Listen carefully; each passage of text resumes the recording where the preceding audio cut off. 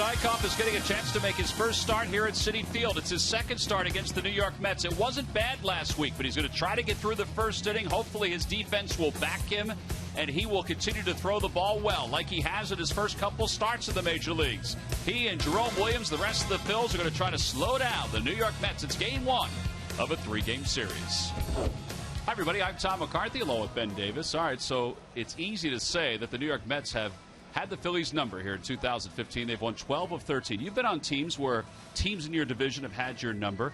But last week, when the Phillies and the Mets faced off at Citizens Bank Park, the Mets won all four. I know it's easier said than done, but you have to try and block that out. When a team has your number, a pitcher has your number, you just try and put it in the past. And last week, the Mets, pretty much the whole season, the Mets have had the Phillies' number. They go into a three-game series here at Citi Field and hopefully can block out what happened last week. Number of guys that had good offensive numbers for the Mets in that four-game series, including Cespedes, who really has given them a boost offensively since coming over from the Detroit Tigers.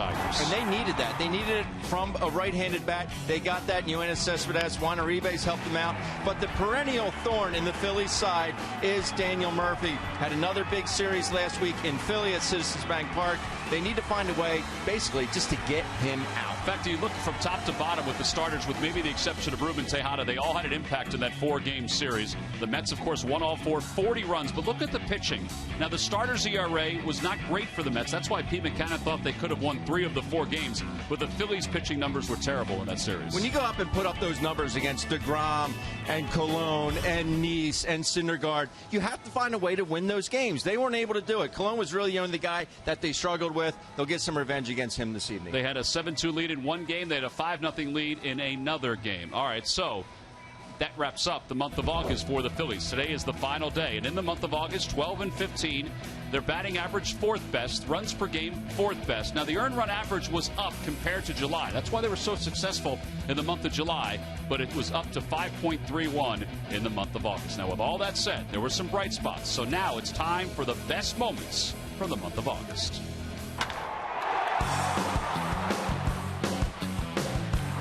On his way to third is Peterson. The throw by Frank Gore is in time.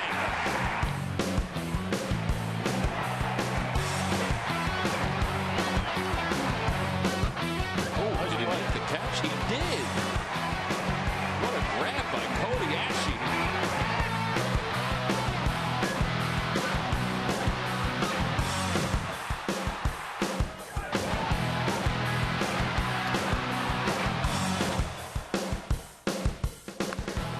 Drive caught by Freddie Galvis.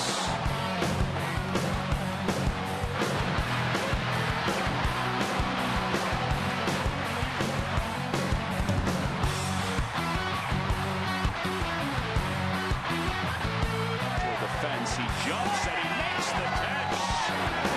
Slides and he made the catch.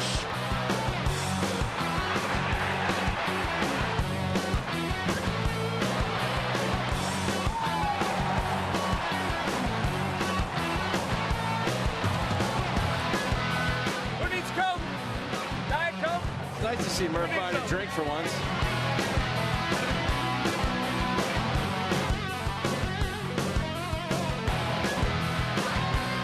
Barehanded by Hernandez. His throw in time. What a play by Cesar.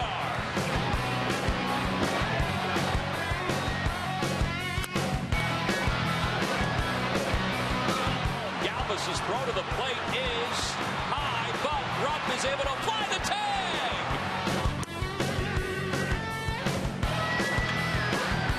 Pitch out. Rupp's throw to second base is in time. Galvis is out there over the shoulder grab. Did he hang on? He did. What a play by Freddie Galvis.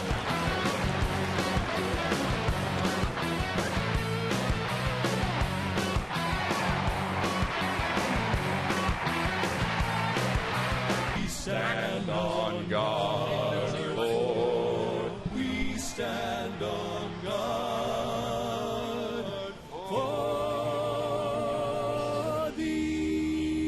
Get pucks in deep. In the air to left field. Going back on it is Ethier. Back to the wall. It is gone! Grand slam, Michael Franco! Leading off for the Los Angeles Dodgers, number 11, shortstop, Jimmy Rollins.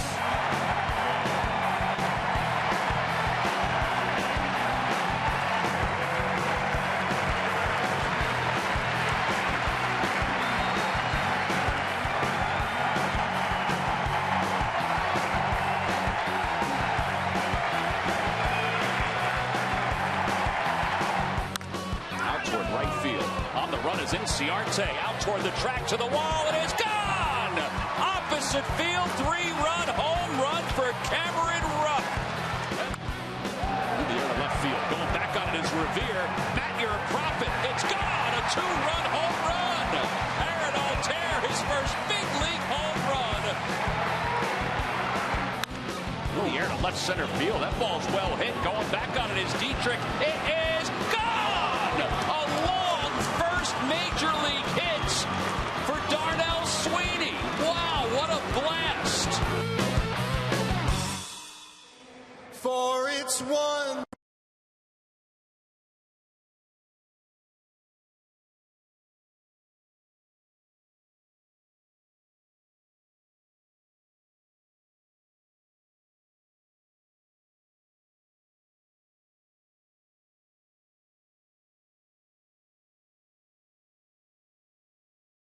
Nykoff, his third major league start. Bartolo Colon, his 26th start of the season. We'll get set for lineups and first pitch from Citi Field. Odubel Herrera is back in there in the leadoff spot. He is coming off a 4-hit day yesterday. The first, probably not his last, of his big league career. We'll get it all started. Game one of a 3-game series coming up next. Phillies baseball is brought.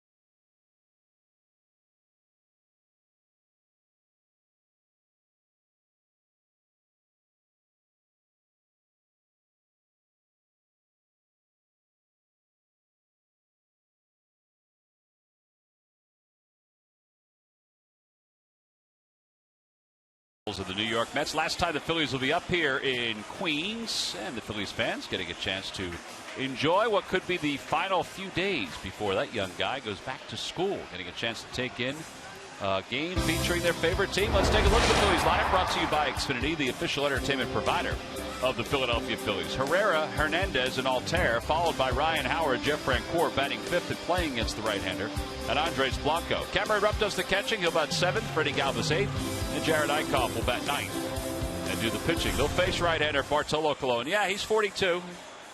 26th start. He made a relief appearance the other day. Some people think that's a prelude to what's going to happen during the postseason. He's had a decent year. His earned run average is high. He's kind of had up and down games, Ben, over the last several weeks, actually the last several months. But you know what you're going to get from him. The Phillies certainly know what they're going to get from him. Yes, they do. And we take a look at the scouting report. He will touch 90, but he is one of those guys, 85% fastballs. The Phillies cannot try and pull him, I guess, for lack of better terminology. But Bartolo Colon, they know what they're going to get. Sometimes it's frustrating as a hitter because you know what you're going to get. You just try and do too much. You see his overall numbers against the Phillies. This year he's 3-0 with an ERA of 3.32. He's only lost one game against them in the 2 years he's been a member of the New York Mets. So Odubel Herrera will lead things off for the Phillies, coming off a very good day yesterday in which he was 4 for 4, the first 4-hit game of his major league career. His average up to 295 with 6 home runs and 34 runs batted in. And the first pitch of the night is cracked softly foul. We're underway. And it's 0-1. 89 degrees at game time. It was a warm day up here in New York, just as it was back home in Philadelphia.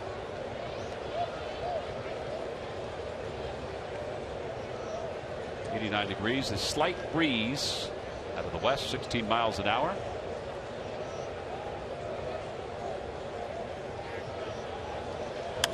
Out of play, 0-2 to Odubel. Odubel had a really good month of August. He had 346. I thought one of the best numbers, though, for him in the month of August. 21 runs scored. So he was scoring almost 1 run per game. No surprise you get on at the top of that lineup, let the guys in the middle do their work. Swing and a miss, so he is struck out. 1 away. I think he kind of fooled him on that pitch. So 3 pitches, 3 strikes from Bartolo Colon. Just a fastball that had a lot of run to it. Yeah, I guess that's what I should say. He fooled him with the location of that pitch, which is going to happen if you're facing Bartolo Colon. Now Cesar Hernandez, 265 hitter with a home run and 30 runs batted in. He was 2 for 11 in the series against the Padres. Been a lot of that for Cesar recently. Little tappers up the first base line. Some have gone fair, some have gone foul. Umpires for today's ball game. Will Little is behind the plate.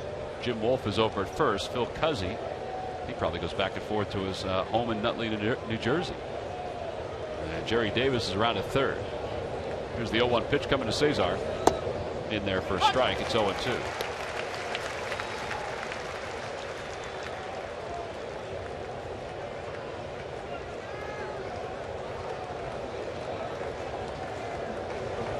And Cesar is struck out. 6 pitches, 6 strikes for Bartolo Colon.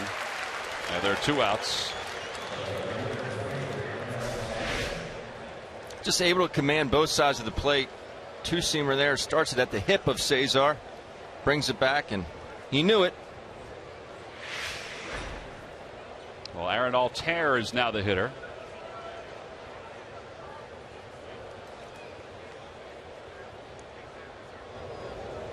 And Altair takes strike 1. It's 0-1. Do you think he'll ever throw a ball to the strike zone tonight? No. Wow. Going to set a record tonight, Tom. That's what you call a strike thrower. Tapper foul. It's 0-2. The Lucky McDonald's Phillies home run jackpot contestant is Ernie Henry of Philadelphia. Phillies hit a home run in today's ball game, then Ernie will win $100. Good luck, Ernie.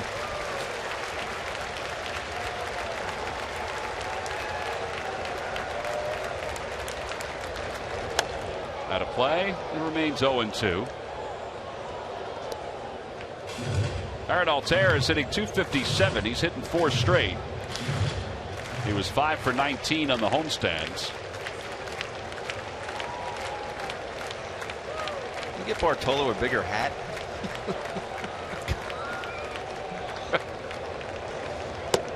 And the first ball of the game. It's 1-2. That hat is deceivingly large, Ben. You can barely see him out there in that camo. Military Mondays here at Citi Field.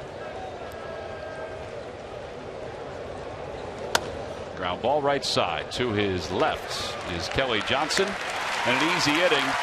Just 11 pitches for Bartolo Colon. He sets the Phillies down in order. Middle of the first, Jared Eickhoff. His first start here at Citi Field is upon us.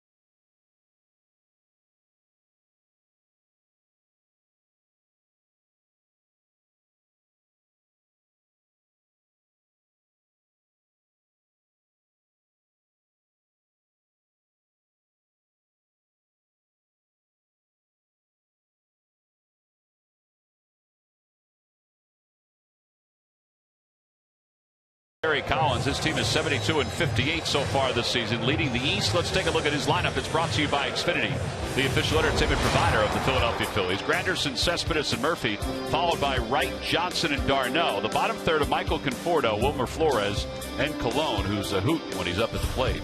And they will face right-hander Jared Eickhoff.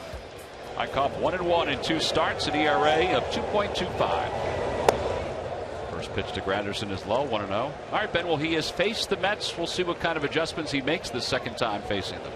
What I like what he did his last outing. In fact, he was probably maybe 1 or 2 pitches away from coming out of that ball game. Giving up those 3 runs in the first, but he really made the adjustments, and that's what you like to see out of a younger kid. He made the adjustments and set down the next 16. As we take a look at the scouting report, he'll sit around 92 miles an hour. The sliders, the pitch has been very effective for him. Opponent's only hitting 125 against that slider, so look for a lot of those this evening. His demeanor doesn't change at all. In fact, I think that's the one thing that stands out about him. Well, after his size, but his demeanor does not change. You love that in a young pitcher. He doesn't seem like he gets fazed at all about what's going on. And he's ready to go. Cespedes taking his time getting in the box, and Eickhoff wants to throw the first pitch. Cespedes was handled in the Red Sox series. He was 0 for 7. First pitch a strike, 0-1. One of the things the Red Sox did is that they went up in the strike zone against Cespedes because, as Keith Hernandez told us before the ball game, who does the television for the Mets, he is a low ball hitter. You cannot put it down there. The ball is fouled. We witnessed that. The home run he hit against Aaron Harang, I'm thinking it was no more than 7-8 inches off the dirt. He went down and golfed it out to dead center field. He has a chance to be as lucrative a free agent as you will find in Major League Baseball this year. Overall hitting .291 with 26 home runs. That's popped foul. It's 0-2. It rains 0-2.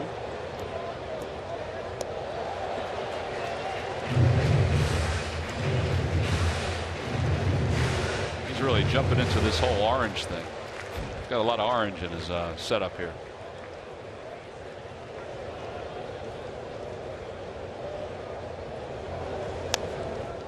He's like that old outfielder the Mets used to have, Shinjo. There's that home run off of Aaron Harang. Pitch is down. You see the extension that he gets with that and using that backside. He's a strong man. Maybe just getting ready for hunting season, Tom. Well,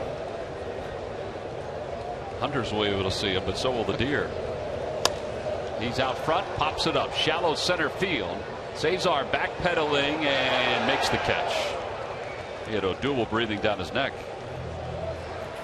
Time now for our Nissan keys to tonight's ball game. Keys to the game: block out last week.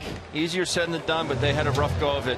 Don't try and do too much with the heater. 85% of Bartolo Colon's pitches will be a fastball. Don't try and do too much with it. Don't let Daniel Murphy have a big night. Well, here he is, sitting 283 on the year, 10 home runs and 56 runs batted in.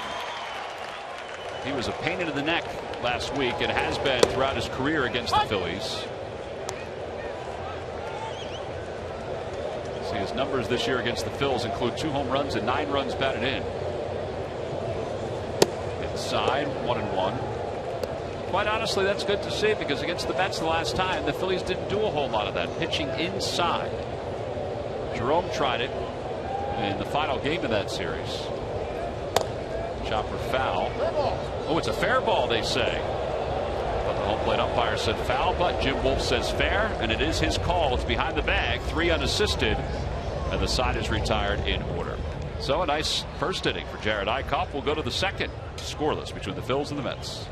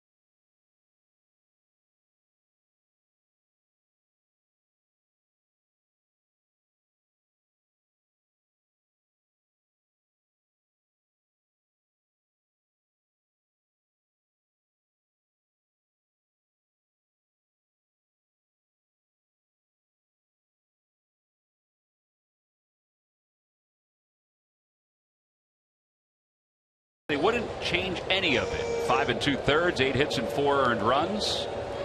We've got an opportunity to face the Red Sox this weekend when the Phillies go to Boston. His good friend Jared Eickhoff is pitching here tonight.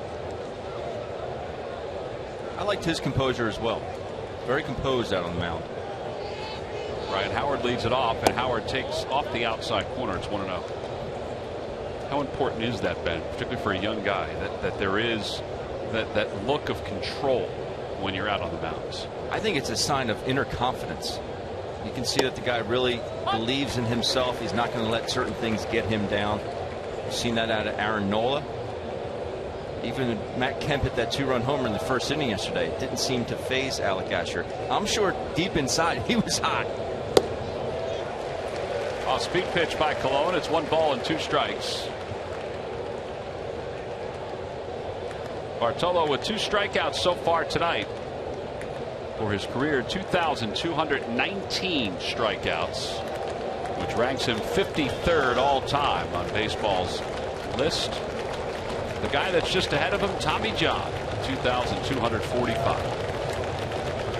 1-2 pitch coming to Howard. Inside, 2-2. A guy's been around as long as Colon has been. He's won 215 games, and you know that he's amassed a lot of one particular category. You go with that category, you look at it and you say, man, that is a history lesson in baseball right there. Out to left field, and it's playable for Conforto, and he makes the catch, 1 away. Murph, that was an 87-mile-an-hour fastball. Now, the fastball is always a big topic of conversation when Bartolo pitches. Tom, if you know one thing when Bartolo Colon is on the mound, it's A, that he's going to work fast, and B, is that he's going to throw you a ton of fastballs. 85% of his pitches this season have been fastballs, and he throws them for strikes. But over the last 2 games, he has kind of backed off a little bit because, well, he hasn't had that kind of success time in and time out. You talked about the up-and-down season that he's had. You saw the batting averages against the fastball this year. 375. These are his last 8 starts, all the way up to 714 on July 29th, and back down, back up. That last start, that was against the Phillies, where he had a lot of success. So if the pattern holds right, guys, I guess the one thing the Phillies can look forward to is that line is going to go back up tonight here at Citi Field against his fastball. Certainly that's what the Phillies are going to try to do, guys. Yeah, during the course of those numbers, we'll just go from the month of July on. 7 earned runs, 1 earned run, 6 earned runs, 1 earned run, 4 earned runs, 1 earned run, 7 earned runs. I mean, that's, and then no earned runs against the Phils. Here's the percentage of fastballs that he throws. Lance Lynn just ahead of him. Here's Andres Blanco. Blanco, 7 for 21. The last time these two teams faced each other, and he'll slice one down the left field line, foul. Oh, no balls and 1 strike. You think Darno has to ice his pointer finger at the end of each game? One. I think what he should do is just not put when he wants something else, put a sign down. Other than that, just throw a fastball. Just bring it. Is that what you call it? Yeah. The ball's 1 strike to Blanco. Blanco overall hitting .307, 5 home runs. Remarkable year with the extra base hits. He has 23 extra base hits. That's more than a third of his hits. Outside, 1 ball, 1 strike.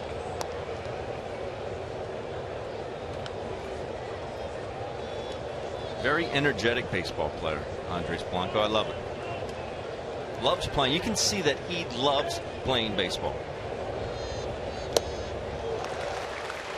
1 ball and 2 strikes. That looked like a high slider.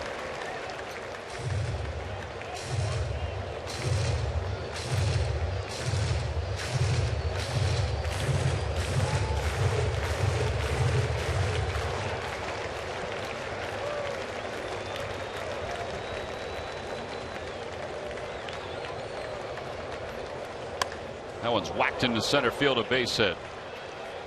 Andres with a 2-out single. During the 2015 season, Turkey Hill, the official ice cream of the Phillies, will contribute $100 for each Phillies victory and 5 cents for each carton of Phillies Grand Slam ice cream, sold to support the Phillies youth baseball and softball programs. Cameron Rupp, fresh off an appearance this morning on the MLB Network. He and Aaron Altair were on this morning with Matt Vasgersian and Mark DeRosa and Cliff Floyd.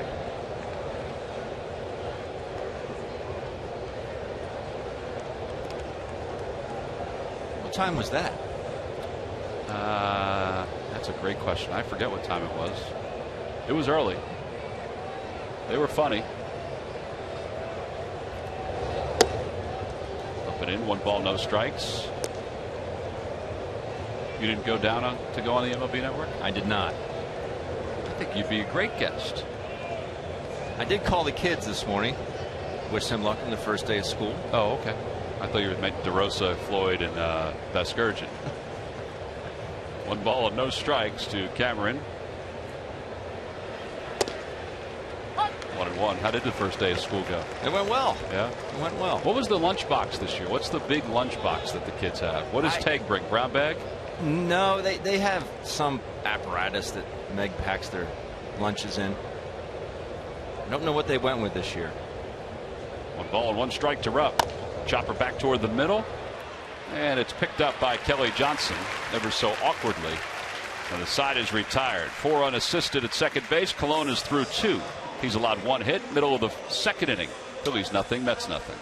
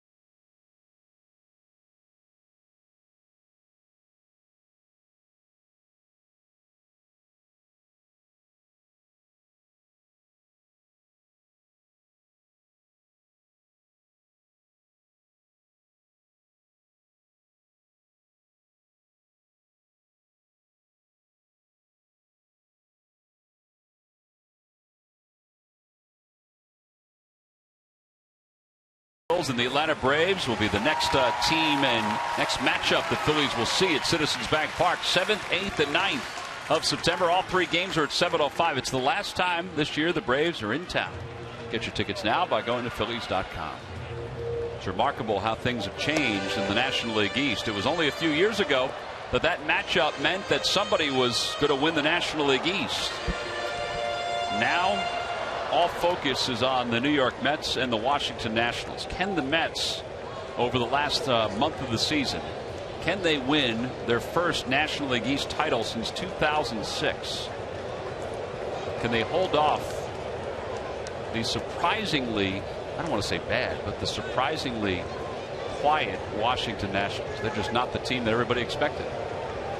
Here's David Wright to lead it off, and he cracks the first one back to the mound, plucked out of the air by Eickhoff, one away. I believe that ball was hit off the end of the bat, giving Jarrett some time to react. David Wright actually broke his bat on this one. He goes up there trying to ambush him. See that ball not hit terribly hard. Good reaction time.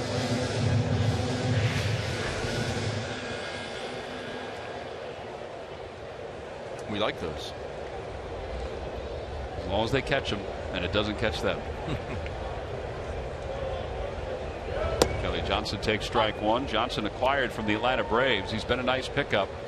Overall, 12 home runs, 40 runs batted in.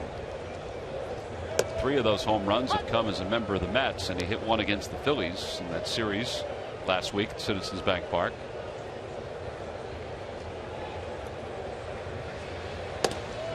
Just missed inside. Nice spot. 1 ball, 2 strikes.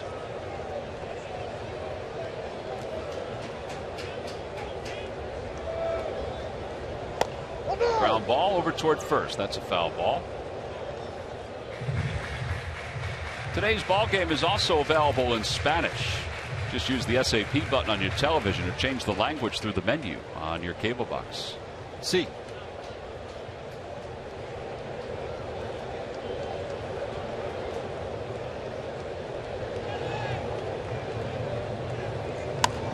Down the left field line, out of play. Altair will give it a look. Murph, just so you know, I'm not sure if you're aware or not, but Ben just acknowledged the SAP program, and you did not acknowledge him, and he's a little disappointed by it. Well, I'm sorry. Here you go. All right, acknowledging good. now. I was deeply engrossed in our notes right now. I was just reading something about our rotation. All right. Sorry. Is that what you're calling them now, notes? Yes. Off the hands, popped up. Foul territory, Rupp and Howard. It's Howard who makes the call. And there are 2 outs.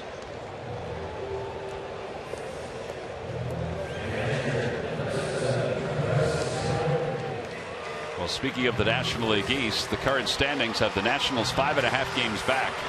The Phillies and the Marlins tied for 4th, just 2.5 games behind the Atlanta Braves. Well, you asked the question, Tom, can the Mets hold the Nationals off? I think the Nats have 1 run in them. I don't think it's going to be enough. Here's Travis d'Arnaud. First pitch a strike. It's 0-1.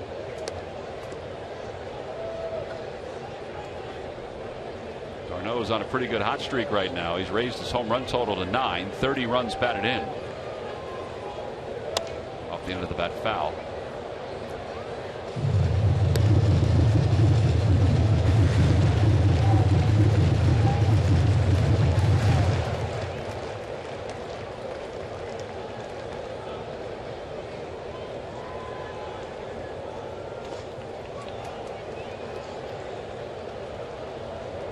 The Mets did get 3 runs off Jared in just an outing last week, but then set down the next 16 like we discussed. Don't think that's not in the Mets' heads as well. Well, they acknowledged after the game that they were impressed with how he kept the ball down. That was his curveball right there. We've seen more. Would you agree with this? We've seen more of his slider than curveball since he's been in a Phillies uniform? Yes, and I think that's why you see that number. Opponents just hitting 125 against that pitch. Out to right field. It's not deep. Frank Core comes sprinting in. Hernandez out, and it's Jeff who's there. And another easy inning for Jared Eichhoff. Well, a nice start to his first appearance here at Citi Field. We've played 2. On to the 3rd. That guy right there is going to kick things off when we get back.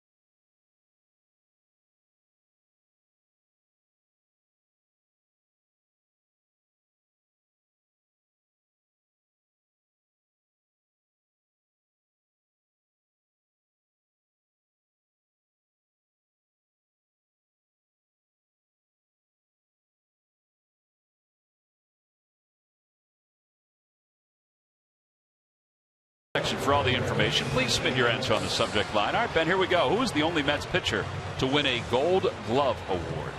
The only Mets pitcher to win a Gold Glove Award. Answer will be revealed in just a little bit. Is Glenn home tonight? I'm going to research the internet for you. Is he on the current roster? He is not on the current roster. Here's my first guess.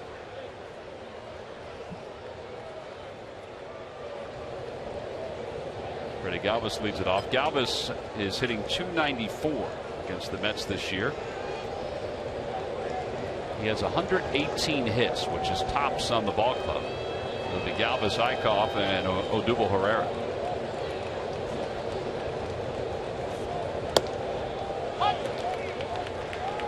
That was a strike.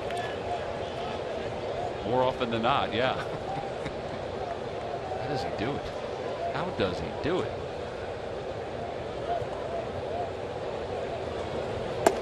Outside, 1 ball, 1 strike. He pitched Saturday out of the bullpen for the first time in 4 years. He went 1 inning. He said after the game, no big deal. It's my side day. When he pitched in that game, a lot of people thought, well, there's no way he was going to pitch today. But starters can do that, particularly if you only throw 1 inning. And if the Mets do indeed make the postseason, there's going to be 1 or maybe 2 guys that are going to be out of luck as far as the rotation goes, because they are bringing Steven Matz back probably Sunday to the big leagues. I'm not saying that he'll be in the rotation during the postseason, but you never know. There's a thought that Syndergaard could go to the bullpen if the Mets make the postseason. There's the 2-2 pitch to Galvis. And he fouls it off the glove of Darno. That one may have gone off the forearm of Darno. Is that why he's holding his arm like that? It's almost an emergency hack there by Freddie. You can see here, he takes it right out of the glove. Yep. Yeah, that's big. That's smart. That one's pulled toward first, picked on 1 hop by Murphy.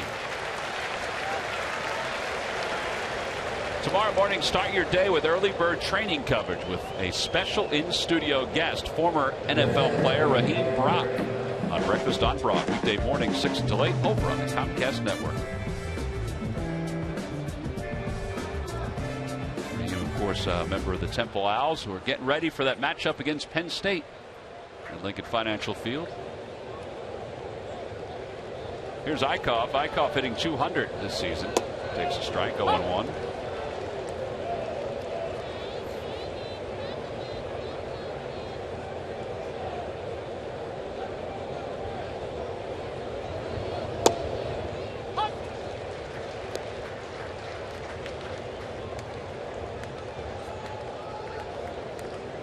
I asked Bartolo about coming out of the bullpen. He said that was fine.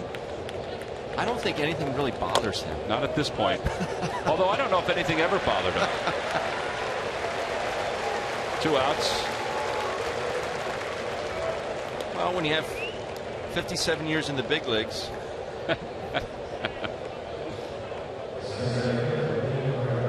He is among the active leaders in wins. Behind Tim Hudson. He's 5 behind Tim Hudson.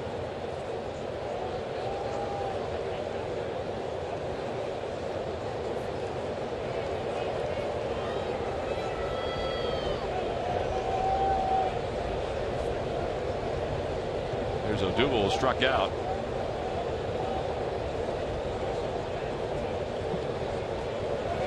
Takes a strike. It's 0-1.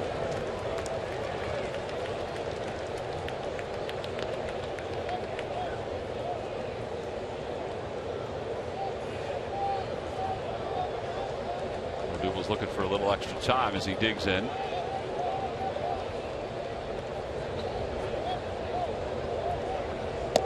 Strike 2.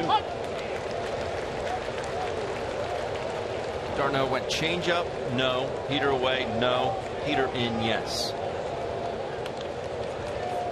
29 strikes, 7 balls, 36 pitches overall. This will be number 37.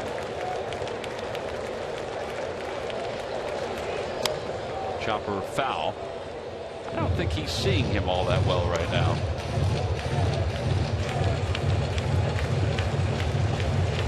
Well, for a guy that throws 85% fastballs and he's going to top out at 91, you're going to have a lot of deception. But would you agree with that he's not seeing it right now? 100%. He does hide it. He's got a little to hide it behind. A little bit. Dancing around. 1 ball, 2 strikes.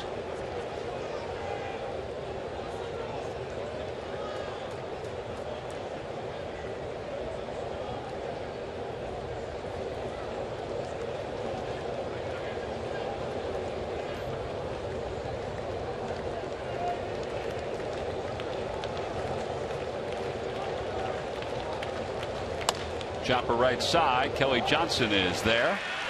And a 1-2-3 third inning for Bartolo Colon. He's allowed 1 hit through the first 3. As he gets Odubel Herrera to ground out. We'll head to the bottom of the 3rd. Michael Conforto will lead it off against Jared Eichhoff.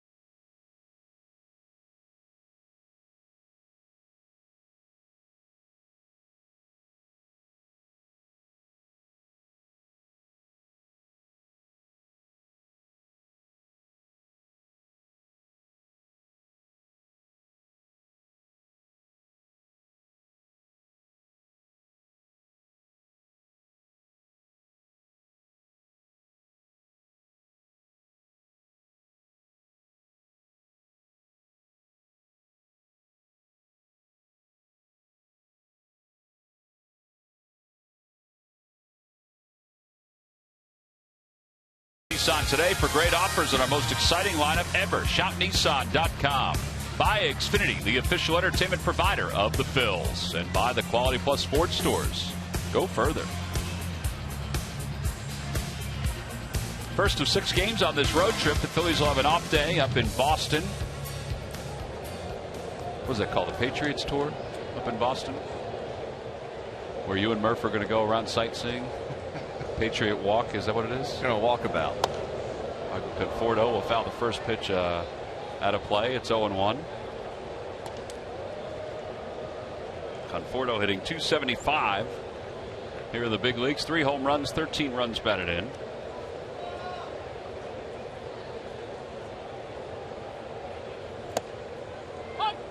Two.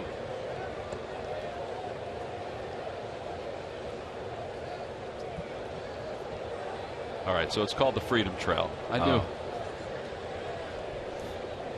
Honestly, I think the Patriot walk could be used. I think it sounds cooler. Yeah. There's a foul ball down the right field line.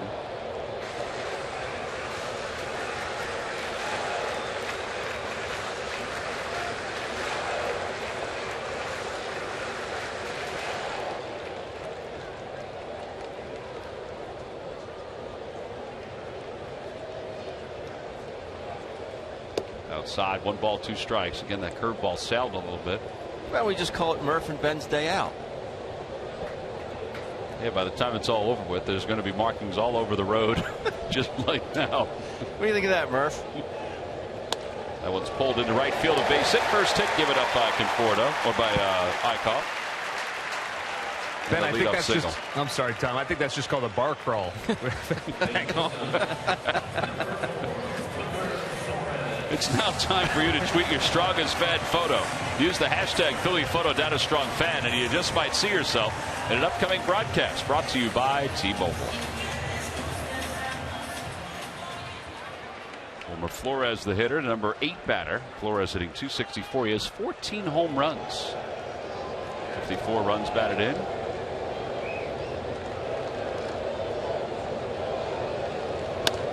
Off the end of the bat, Eichhoff will wait for Howard and find the bag. Up to second base goes Conforto. 3-1 on the putout. He probably could have just picked it up himself and run it over. That's what I would prefer. Less chance of error. The more hands the ball touches, the more of a chance you have to drop it or make a poor throw. Just too much going on there. Pick it up, run it over. Giving him some extra time. Rupp went out. Galvis came over. Here is Bartolo Colon, who has 3 RBIs this year. The Mets pitchers, as a staff, have 24 RBIs. That is tops in Major League Baseball. Runner at second base. Let's see what Bartolo does here. Remember, he was hit by a pitch 2 starts ago in Colorado. And because of that, in his last start against the Mets, he basically just stood there, at least for the first at bat. I was talking with Kevin Long. The Mets have 2 hitting coaches. Kevin Long does majority of the work, but Pat Ressler takes care of the pitchers and their hitting. And he gets them in the cage, and Kevin Long said he runs a very tight ship when it comes to the Mets hitting, their pitching staff hitting. You can see that in the numbers. These boys can swing it. With the exception.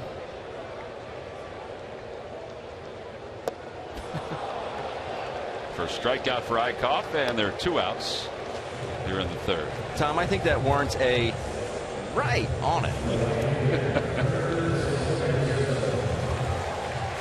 I thought they'd have him bunt, even though he's in scoring position anyway. I really did. I thought they might have him bunt.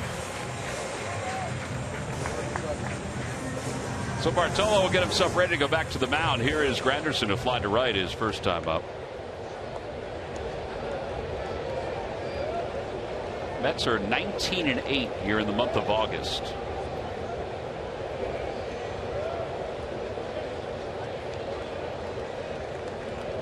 They had 43 home runs, or they have 43 home runs this month. Inside 1-0. Not only that, they have 74 doubles in the month of August. Their previous high was 49.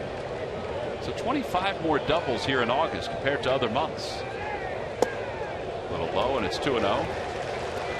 Eichhoff was wondering where both of those pitches were. I thought the first one was closer to a strike than the second one. It was, and it's the same pitch that Will Little caught on Conforto earlier in the inning. Not on the Granny Man.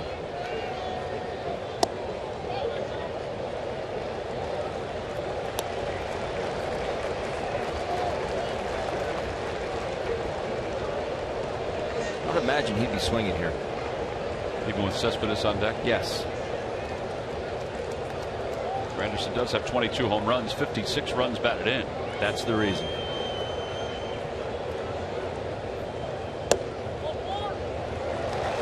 Those are some really close pitches. First walk issued by Eichhoff. Well, here are the numbers in August. I didn't even mention the runs per game. 6.1 runs per game. Excellent on base percentage. I mean, through the roof on base percentage. But it all goes back to pitching in a lot of ways, and their earned run average as a team was third best. Well, this guy certainly is a big reason why. Since being acquired from the Tigers, he's hitting .284 with 8 home runs and 23 RBIs. That's essentially the month of August. He got him on a slider his last time up, but he popped up. Pitches outside, 1-0, and Rupp will go out.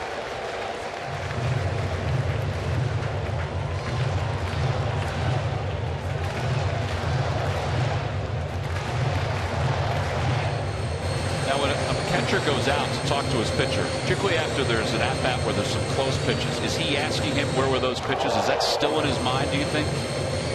It might be. You would hope it's not. But basically, Ken Rupp's going out there saying, listen, dude, you're making good pitches. Stay with it. I said, if anything, just bring him back on the plate or up a little bit more. And let's get the heck out of here.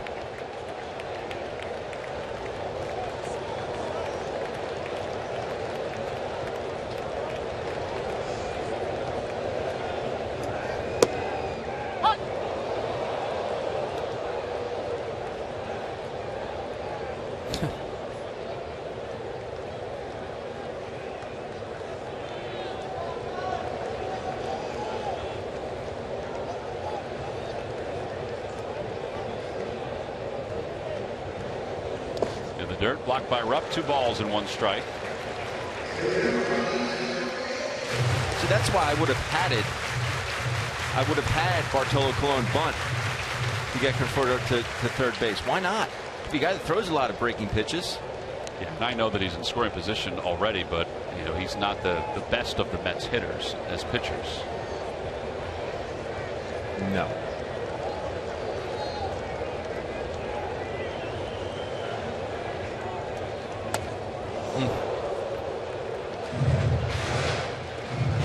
Two balls, 2 strikes. So Jared Eichhoff so far in this big leagues ahead in the count. 45% fastballs, 27% sliders. Behind in the count, he's trying to get a fastball somewhere that's located well, 88% of the time. You just saw that there. 2-1. Heater, he challenged him.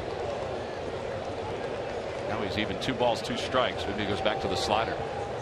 He does. Actually, a curveball, and the side is retired. That's a money pitch right there. 2 strikeouts for Eichhoff, including 1 against Cespedes to finish up this third. No runs, 1 hit, and 2 men left, and a fantastic pitch to get Cespedes out on his front foot.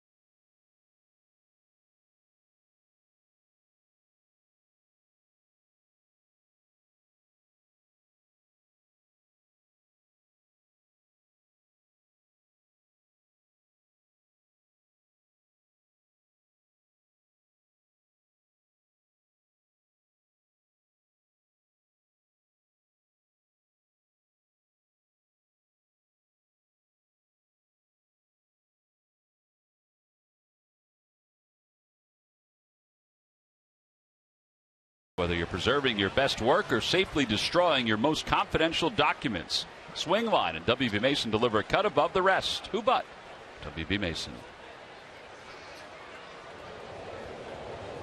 It's always important to have a good shredder, Ben.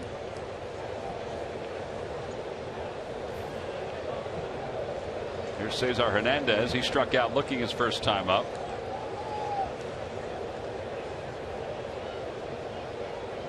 Cesar hits it back toward the middle, off the glove of Colon, barehanded by Flores, not in time. But infield hit. It was interesting listening to Pete Buchanan today talk about Cesar. And Cesar and I had this conversation 2 days ago. You know, he's been struggling. There's no question about that. He was 4 for 25 on the homestand. Hit only .236 in the month of August. And Pete said his goal is to play him and let him play himself out of this slump that he's in. He said we have to. He said we need him to be successful if we're going to be successful.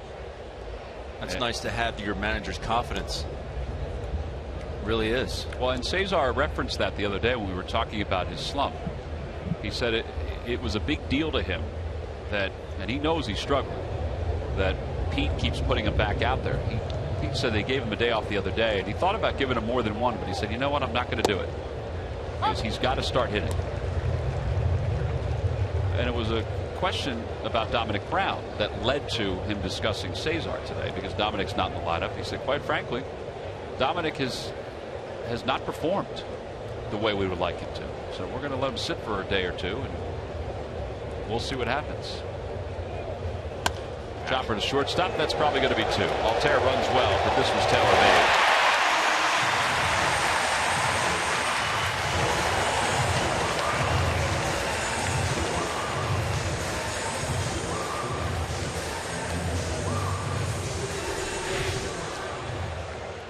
And this is just trying to do too much.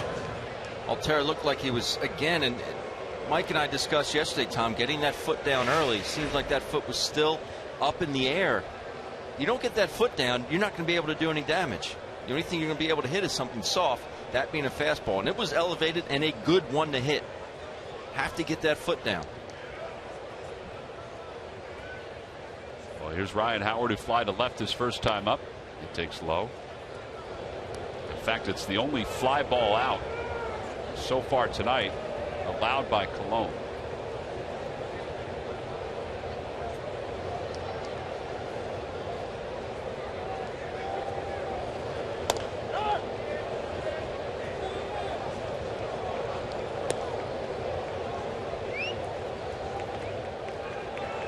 Ryan so far 3 home runs, 13 RBIs here in the month of August. But if you go back over his last 30 games played, now don't forget he's not playing all the time, so it goes back to July. Howard hitting .303 with 5 home runs and 24 runs batted in.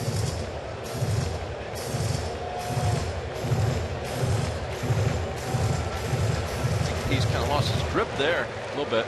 Hand came off the bat.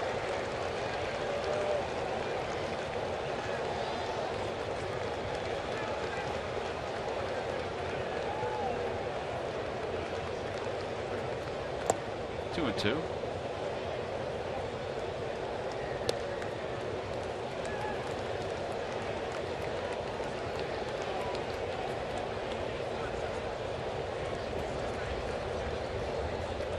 Bartolo's going to play winter ball this year? I don't think he needs to. 3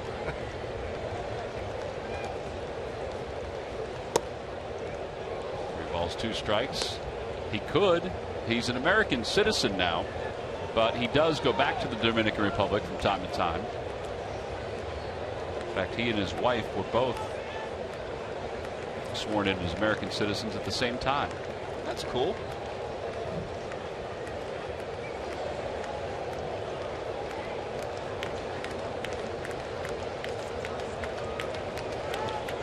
Howard tries to check, did he? He did. It's ball 4.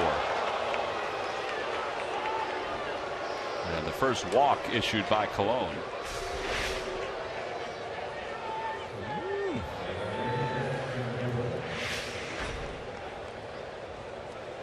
love the reactions from everybody. You know, I think the Phillies would be the same if the shoe was on the other foot. But looking at Bob Guerin in the Mets dugout, as soon as, you know, from that side shot, as soon as Ryan looked like he went, Big Bob just started pointing toward the third base umpire and barking. Bartolo was off the mound. He thought he had gone. Francoeur had a hanger right there.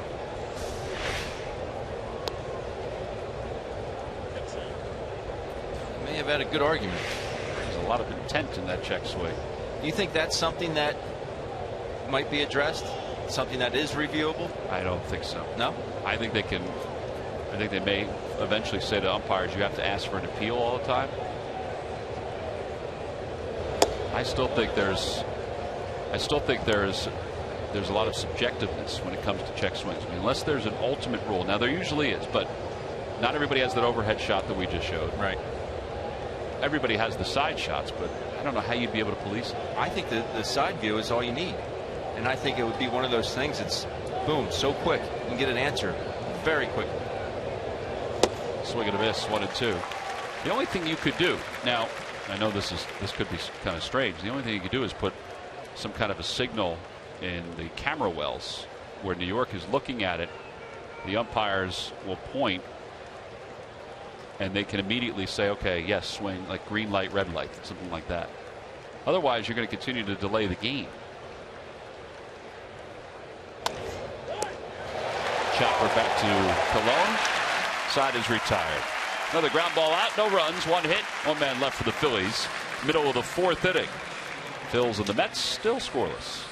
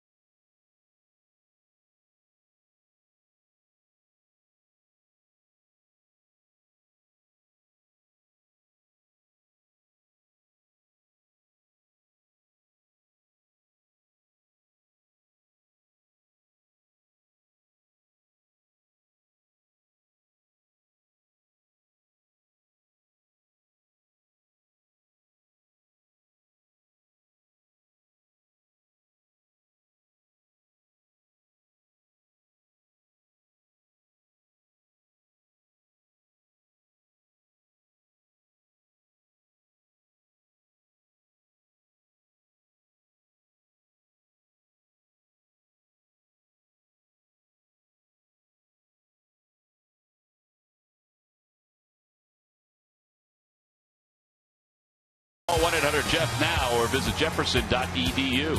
And buy your Delaware Valley Honda dealers. Hurry to your local Del Val Honda dealer or visit delvalhondadealers.com. Both Ben Davis and Greg Murphy, nice to be with you. Game one of this three-game series. Phillies have 6 games on this road trip. Red Sox just left here. They won 2 of 3. Phillies will see the Red Sox this weekend.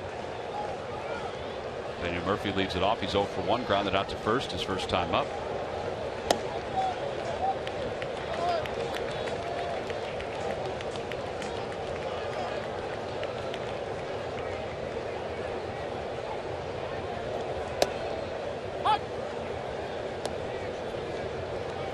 What he's looking for right there, 1-0. Some guys just take a strike just to take a strike. All right, Howard will give this one a look. It's out of our view, and now it comes down over the Mets dugout.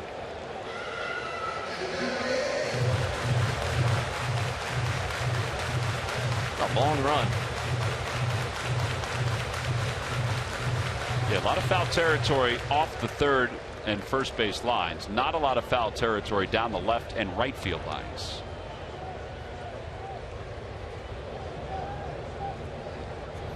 See if he throws him that curveball. He did. He almost bit. It's better tonight than it's been in the first 2 starts. Wouldn't you agree? Yes.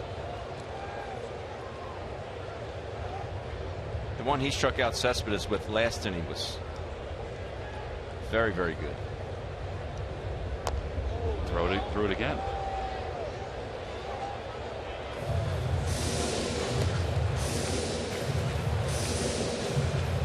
This is where if you have a very good changeup, I'd like to see a changeup coming off 2 breaking balls, because you see it come out of his hand, you're thinking, all right, there's a heater. He just threw me 2 balls that are spinning, and you're still going to be out in front of that changeup. Murphy is not an easy guy to strike out. He generally makes contact, and now you've got a 3 balls and 2 strikes. Nobody out here in the 4th inning.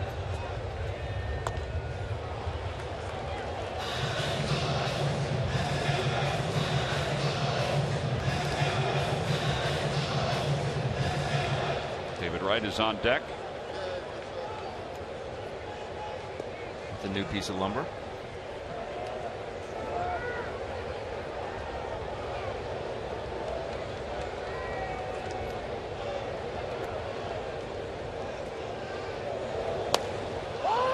Good pitch. Shallow right center field. Hernandez says he has it. 1 out. David Wright is coming up. Well, Murph, only 1 hit, 2 base runners so far for Jared Eichhoff. That's a nice sign coming into this ball game. It is a nice sign, Tom, and you know that's what the Phillies brass is looking for out of these young guys. We told you yesterday that when Alec Asher stepped to the mound through his first pitch, became the 5th starting pitcher to make their major league debut for the Phillies this year. That's a new franchise record, and you know, with the exception of Severino Gonzalez, who is back down, you take a look at what these guys have been able to do, and they are making an impact. They're very young in their career, but are making an impact in the rotation. And that's quite a difference from a rotation that started with Cole Hamels and Cliff Lee at the top of the rotation at spring training. But the numbers that these guys are putting up one by one, not too bad. You see Aaron Nola, of course, right on top, 5-1 record with a 3.26 ERA. He's got 40 strikeouts already in his starts. There you see Eichhoff's numbers as well. Adam Morgan, who's been around, 5-4, and you know, making a difference every time they go out to the mound. As Herrera is going to get underneath that one, just shy of the warning track.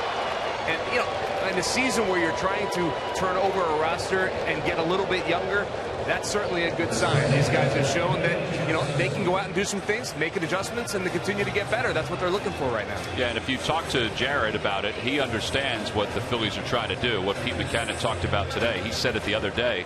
They're trying to get the butterflies out of these young pitchers now, so that when we roll into 2016, they're on their feet.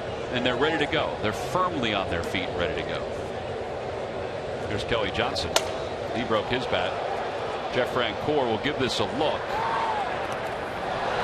Just not a lot of room out there to brace yourself. And it's 0-1. Well, having that experience really is invaluable.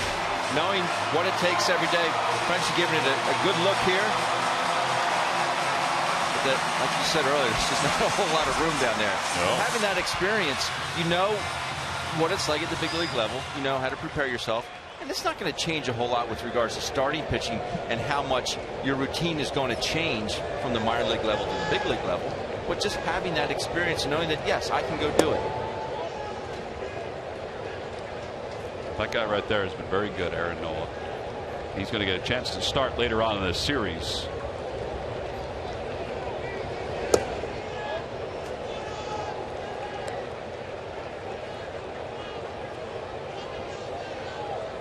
Has a very good rhythm. You can see that he and Cameron Rupp have a very good rapport.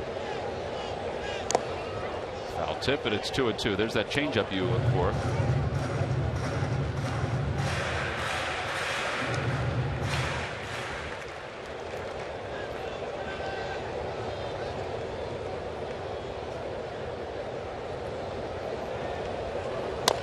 Over toward first. That's foul ball.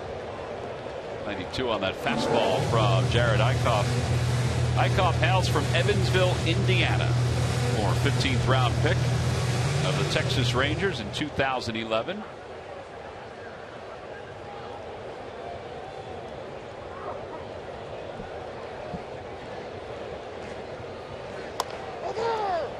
Howard has it. Eichhoff's there to cover.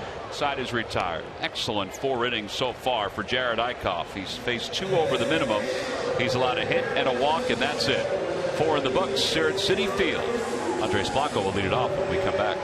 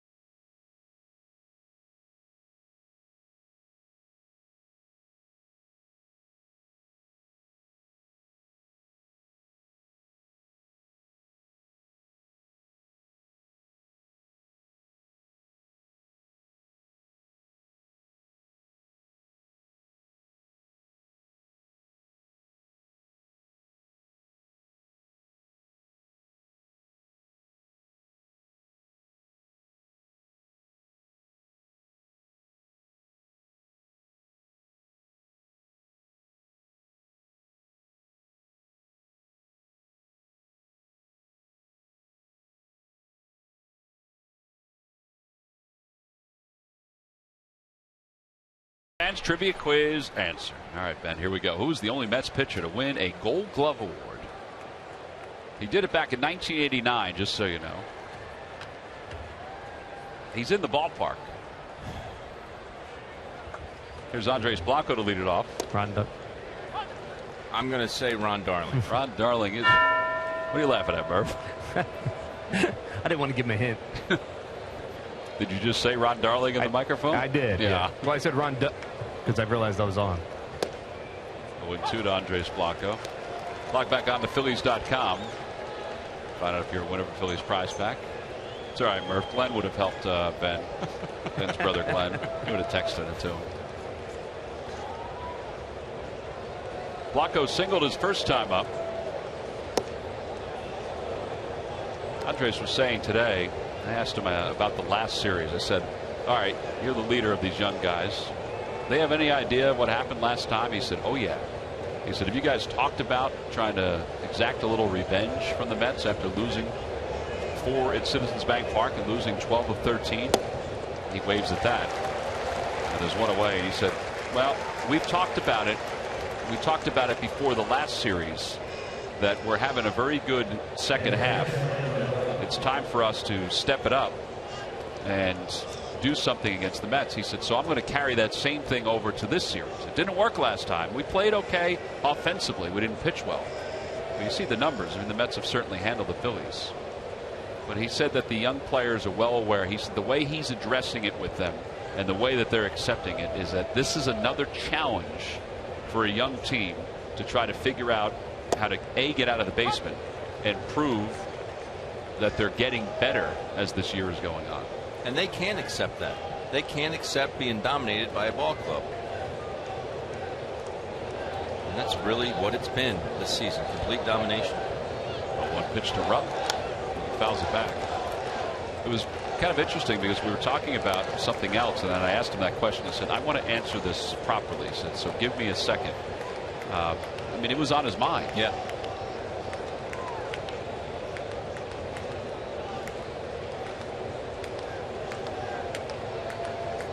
Andres is a guy that's going to be up front with you. And with the young players. And he's not an old fella either. No. He's still young in age, but compared to everybody else, he's a little older. 1 ball, 2 strikes to Cameron Rupp. Rupp with 7 home runs here in the month of August.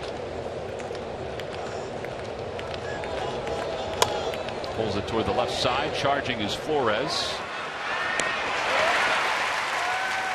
2 away. Well, the Chicago Cubs will be coming to town for a 4-game series against the Phillies. Don't forget, on Sunday, September 13th, the New Jersey Education Association, the Phillie Fanatics one-man band DVD. It's free to fans 14 and under. Get your tickets now for that 4-game series by going to Phillies.com. Just a little foreshadowing of that DVD. Murph played an instrument. I played an instrument. I forget the name of mine. But Murph, what was the instrument you played in the Fanatics DVD? I played the mouth harp. Yeah. Was it Snoopy that used to play that, right? Yes, Snoopy and then me. Freddie Galvis lines it into right field. That'll be a base hit. Anderson cuts it off. So 2-out single. Did he get you to play an instrument for the DVD? No, he did not. I love music. I'm not very inclined to play an instrument. Can't wait for the DVD, though. Ben, I played the mouth harp. I think you could have handled it. Well, that last first pitch strike to Freddie Galvis, 14 of 17 hitters been first pitch strikes. That's a good way to keep your numbers down. 15 of 18. Eichhoff grounded out his first time up.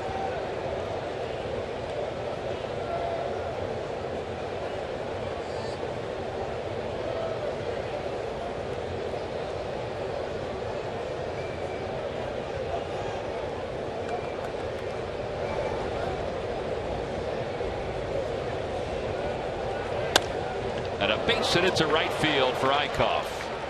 Up to second base goes Galvis, so that's the second hit of Eichhoff's career. And it brings Odubel Herrera to the plate with runners on first and second.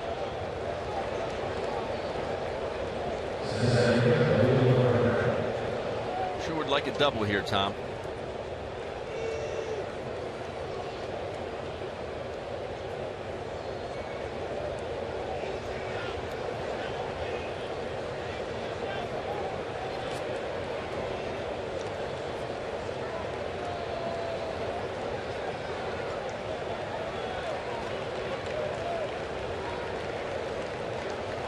Odubel is 0 for 2. He is struck out and grounded out.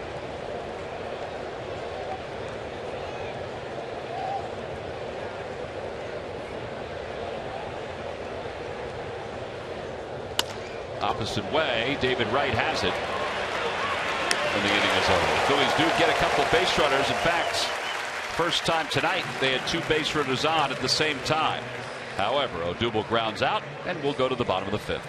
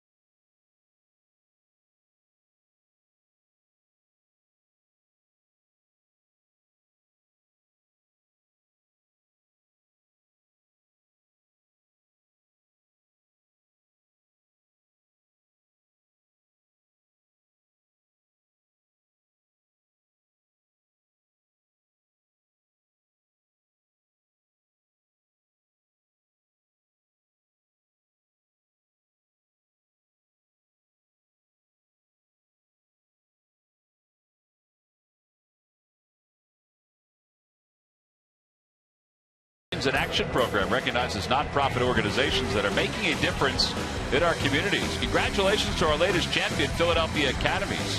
To learn more, visit citizensbank.com/community. At Citizens Bank, we want to help you bank better. So the next time you have a question about money, don't keep it to yourself. Ask a Citizen.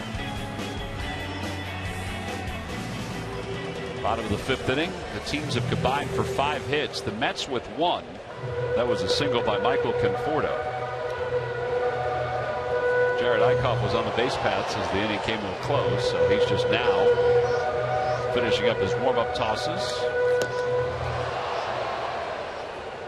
We thought in his last outing after the Arabio double Herrera that everything was up. And tonight I think he's made some really nice adjustments, whether it be in the bullpen session or just in tonight's bullpen, because his curveball is better and his fastball has that downward plane. And I think if you're Bob McClure, you're feeling pretty good about the way he's adjusted from last start to this start against the same team.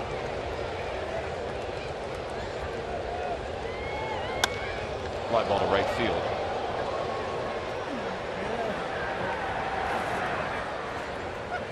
One pitch, one away. The most popular way to follow action of Phillies baseball is with MLB.com at bat. The #1 app for live baseball. Enjoy live look-ins, highlights, replay reviews, scores, StatCast, live radio broadcasts, and more. Get the MLB.com at bat app today. And he's using his changeup effectively. So that's Daniel Murphy. 3-2 count, lead off the inning, last inning. And to pop up to second base. So he's using them all tonight. There's Conforto, who singled his first time up. A little bit outside, 1-0.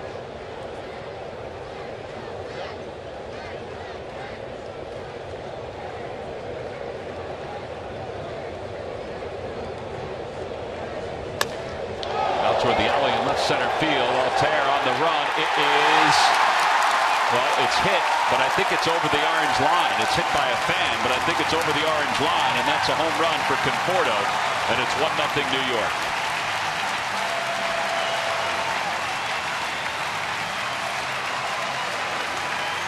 Good looking swing there. That ball had some jump on it, didn't it, Tom? It sure did.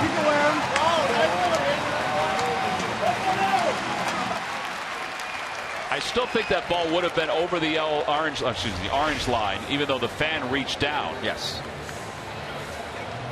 Yep. It's the right call.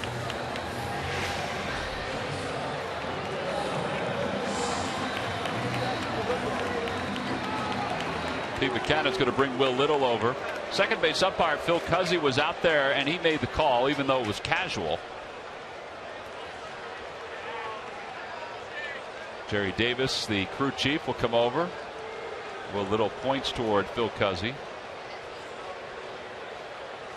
I think anytime there's fan interference like that, even though it's over the orange line, it's probably, if you're an umpire, worth a look. The ground rule is that if it's over the orange line, some ballparks it's yellow, but here it's orange, just to match the team colors. It's over the orange line, it's a home run. Now, here it's a little different because there are fans sitting on the platform, or standing on the platform. It's just over the 3 and 370. I think they got it right. They're not going to review it. They just conferred.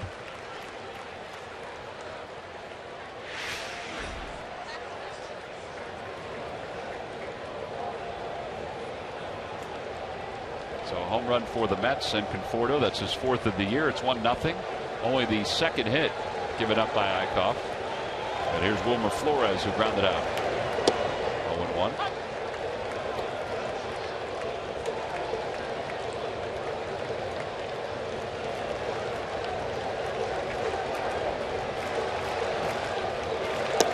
I have a way to make it easier if they want to be able to distinguish the home runs.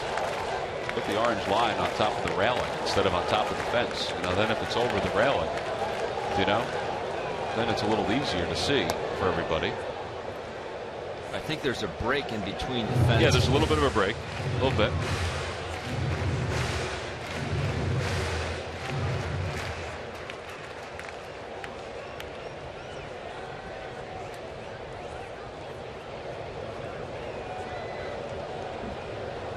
One-two pitch. Good breaking ball. Third strikeout for Eichhoff. and here comes Bartolo Colon. Thus far, Conforto really the only player to figure out Jared Eichhoff. Pair of hits, including that home run there.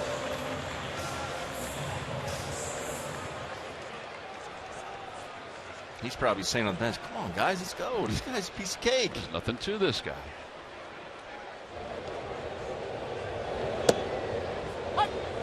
He was taking that pitch there, Tom. Yep, just setting him up. Trying to get that arm slot figured out.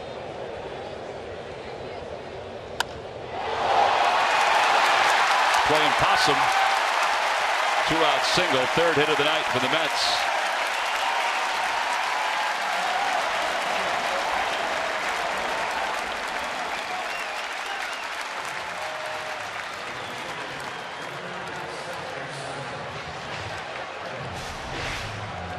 Fastball right down the middle.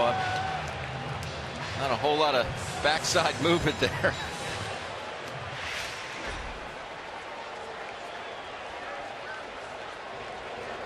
But it's a hit. It is that. Here's Granderson. They won't hold on Colon.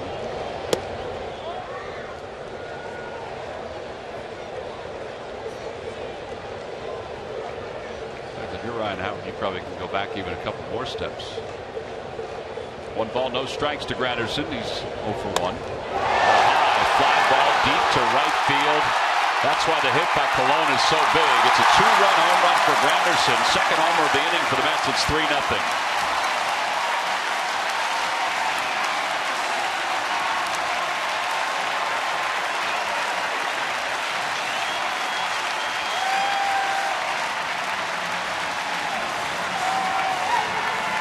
Talk about it, no doubter.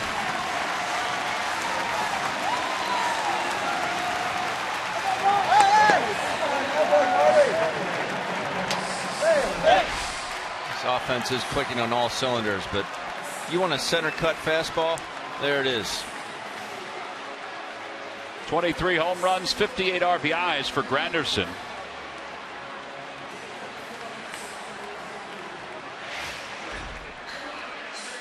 Unfortunately, it's the hit by Colon that extended the life of this inning.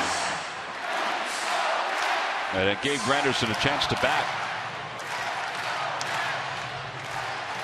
And the pitch selection to Bartolo is kind of amazing because his first at bat, he threw him a couple breaking balls to get him out, and he just laid 2 fastballs in there, and he said plain possum. Yeah, I think the first pitch where he just stood there, we saw that last week where he just stood there and took some strikes. They probably thought the same thing. Here's Cespedes, and he pulls that one to left field off the end of the bat, playable for Altair, and the inning is over. However, the Mets do strike first, albeit here in the bottom of the 5th inning. A solo home run by Conforto, a 2-run shot by Granderson, and we move to the 6th with the Phillies down 3.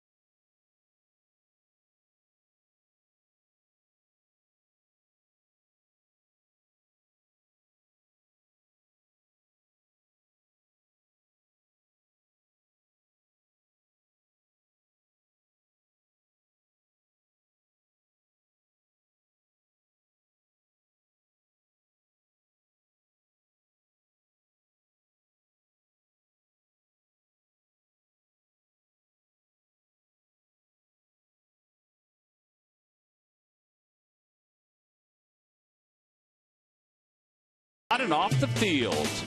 Andres is a big asset for Pete Buchanan, and when it comes to young players adapting to the majors, he is always there to lend a hand. Not to mention the production he has delivered all season long. Blanco has been swinging to an average of 300 most of the season. He's done so while playing all 4 positions on the infield when needed. And it's brought to you by Independence Blue Cross. Live fearless. Jared Eichhoff has done a nice job here tonight, but he probably wants 3 pitches back. The home run to Conforto, and you know he wants the base hit to Bartolo Colon back. And of course the home run by Granderson. Cesar shows bunt, takes inside as we start the top of the 6th inning here at Citi Field. Phillies have lost 12 of 13 to the Mets this season, and they trail this one 3-0. Cesar is 1 for 2. Reached on an infield hit off the glove of Colon his last time up.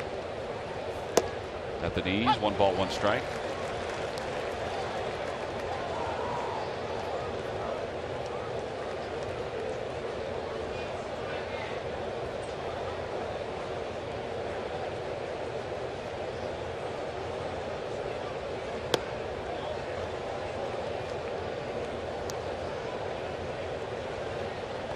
Phillies will have Hernandez, Altair, and Ryan Howard. 2, 3, and 4 here at the top of the 6th inning.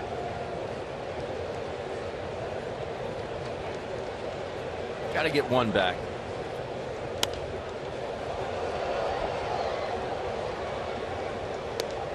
He is living toward the outside part of the plate, particularly against these left-handers. He just keeps going farther and farther out there. He did it with Odubel last inning. You want to keep going out there? All right, I'll go farther out. 3-2. That's what a veteran guy will do.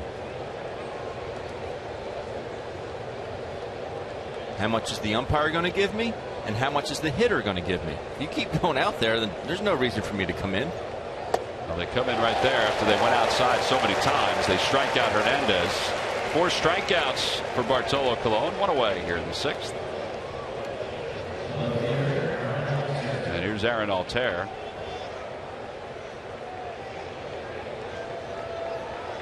You waiting?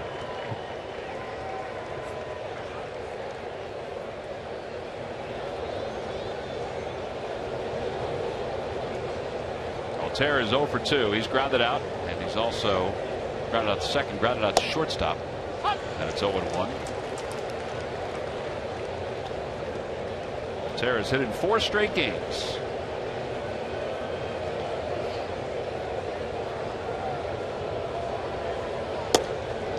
Just outside, 1 ball, 1 strike.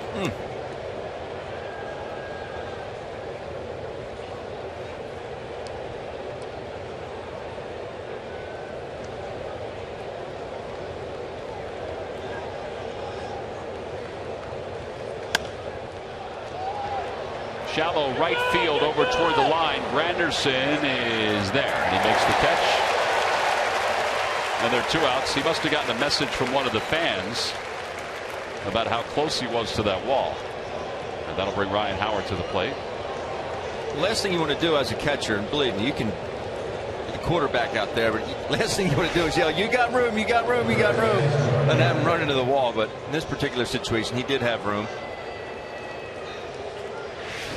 He said thank you to one of the fans. All pulling in the same direction. Ryan Howard is 0 for 1. Flied out and walked.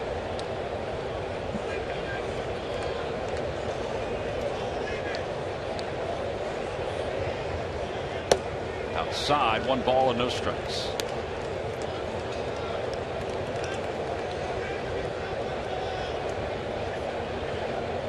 Colon has 4 strikeouts here tonight. The last series between these 2 teams, the Phillies struck out 44 times. That's the most they've ever struck out in a 4-game series. 44 times. But as we mentioned too, they had a chance against 2 of the Mets' better starters. They just couldn't hold on to leads. This was the guy that gave them the most problem. Here's the 1-1 pitch to Ryan Howard. Outside, 2-1. Bartolo, when he's standing out on the mound, sometimes he says to himself, "How am I doing this?" 11 ground ball outs.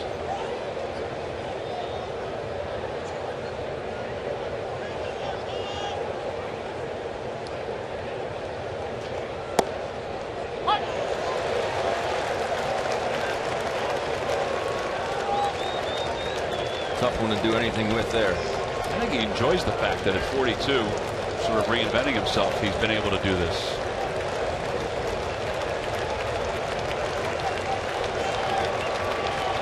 He got in the big leagues when he was 6. Here's the 2-2 pitch to Howard. Curveball. That's going to be punched foul toward the upper deck. And it remains 2 balls and 2 strikes.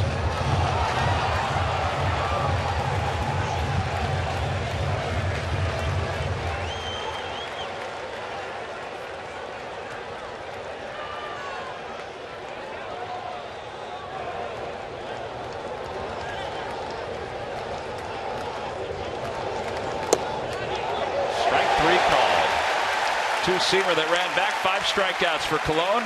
He sets the Phillies down in order in the 6th inning. So we played 5 1/2. The Mets with a 3-run lead as we move to the bottom half of the 6th.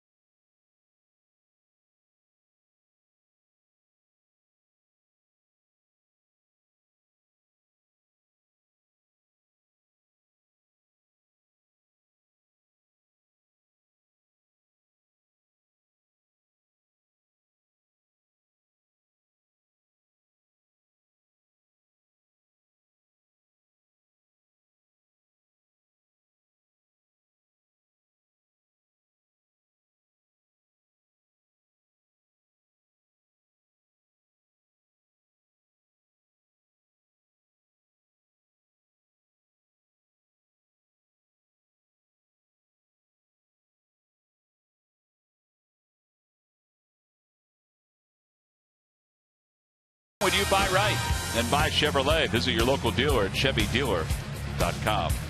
Last of the 6th inning, Mets scored 3 in their half of the 5th off Jared Eichhoff, and now it'll be Daniel Murphy, David Wright, and Kelly Johnson.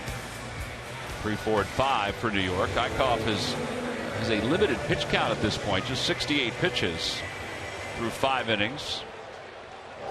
So far, Murphy is 0 for 2. He's grounded out. He's also popped out.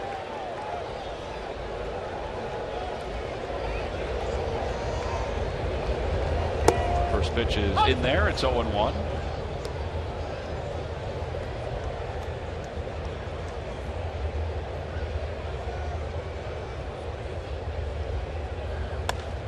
Off the hands. It's going to carry pretty well, though.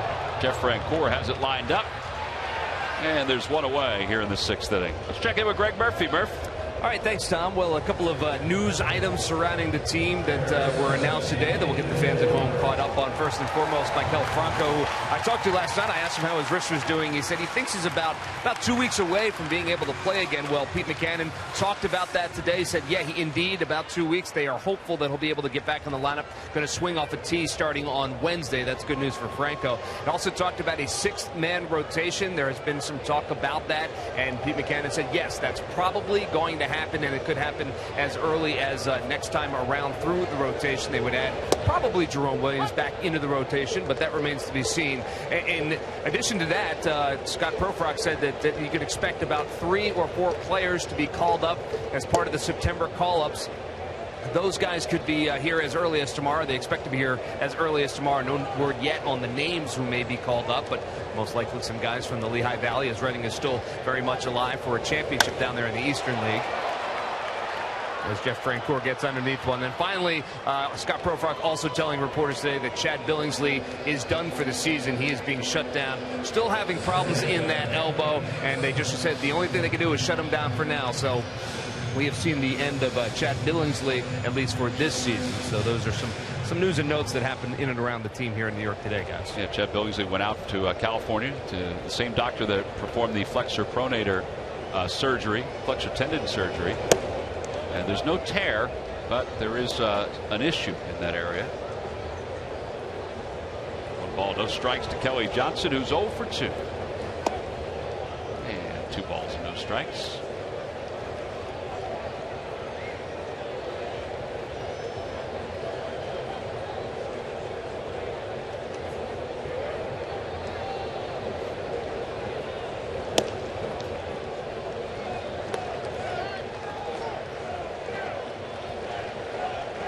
Two quick outs and go 3-0.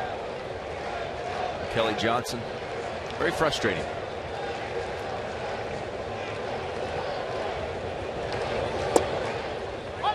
Baby.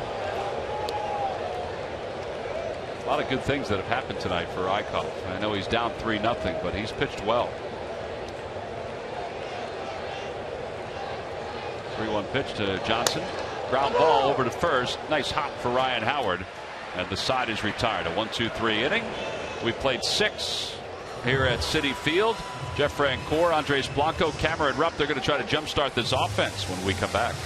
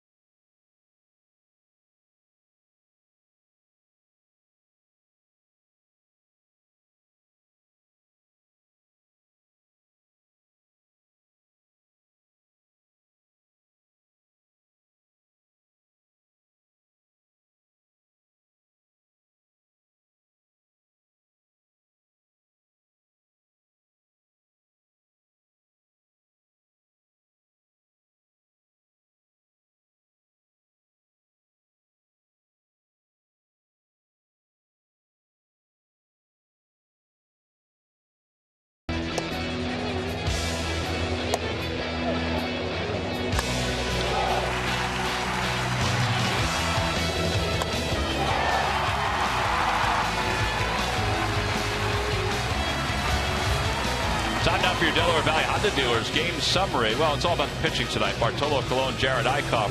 Right now, though, Colon has the upper hand because he has not allowed a run, whereas Eichhoff has allowed 2 home runs and 3 earned runs overall. Only 1 base runner to second base, and the fact that Phil's, that was the only inning they've had 2 base runners overall. So now as we go to the 7th, Jeff Francoeur will lead it off. He's grounded out to Colon twice.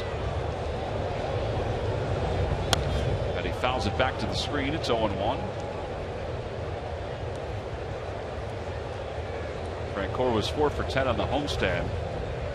Last 28 games, hitting .351.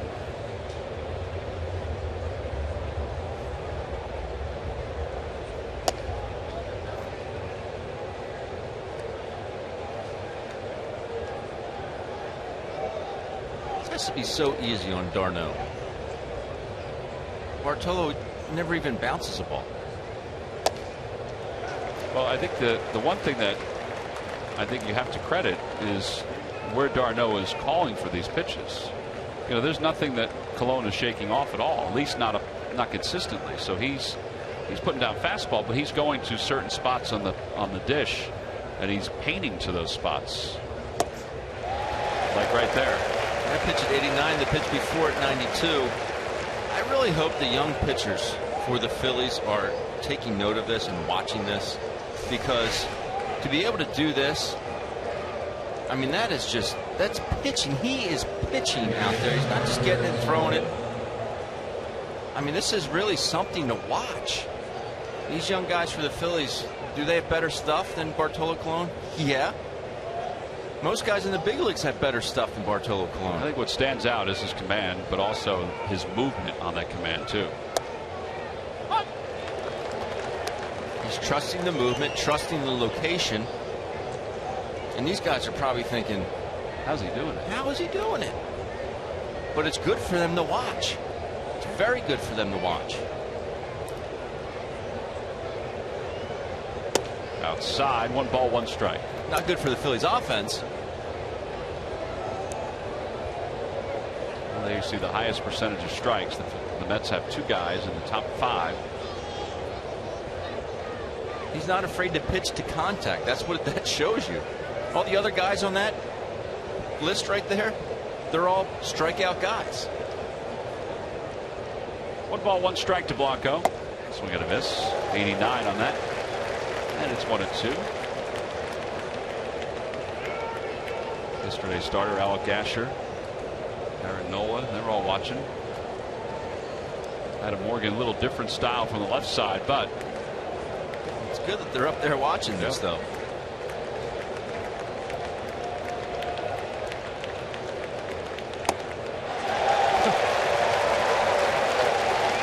The last 5 hitters he has struck out. That's 7 Ks for Colon. Couple that with the 8 strikeouts he had the last time he faced the Phillies. Another fastball at 92. Andre's looking for something else, obviously.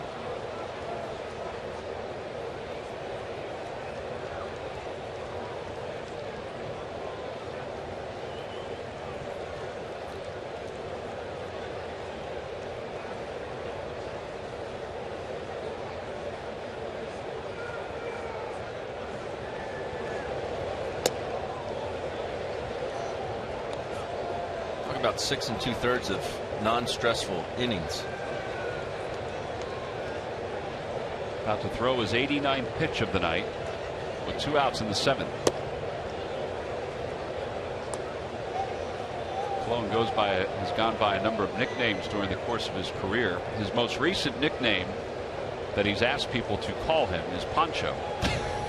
You could ask someone to call you a nickname? Oh yeah, I think so. When you're 42. Poncho was the name of the donkey that Colon grew up, that his family utilized while he was growing up. Said he was the hardest working animal he's ever seen. So he wants everybody to call him Poncho because he wants to show how hard he works. I like it. 2-2 to Cameron Rupp. So at a Major League Scoreboard, big series at St. Louis. The Nationals and the Cardinals are in the bottom of the 2nd. Nats lead at 1-0. Ryan Zimmerman's had a very good month of August, and he has an RBI in that ball game. Here it's 3-0 New York. 2 balls, 2 strikes to Cameron Rupp. And Rupp is down looking. Side is retired. Bartolo Colon has struck out the side here in the top of the 7th inning. Nothing across for the Phils. Time to stretch here at Citi Field. Game 1 of this 3-game series.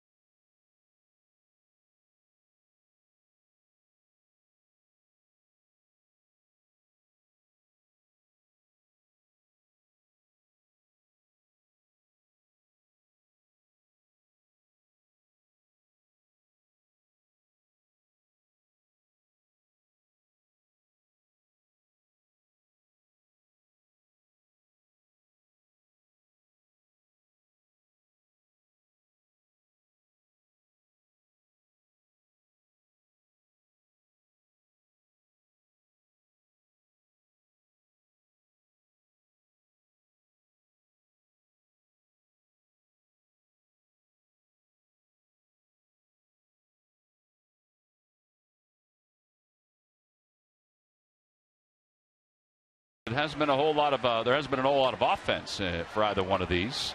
Every time the Phillies pitchers retire, the opposition 1-2-3. Comcast will make a contribution to Phillies charities. Phillies baseball is brought to you by Xfinity, the official entertainment provider of the Philadelphia Phillies. Eichhoff has done it in the 6th inning, the 4th inning, the 2nd, and the 1st. He'll face Travis d'Arnaud to start things off, and he delivers a high fastball, and it's 0-1. Eichhoff is trying to get through this 7th inning. It would be his last. He's due to bat 2nd in the top of the 8th. Curveball.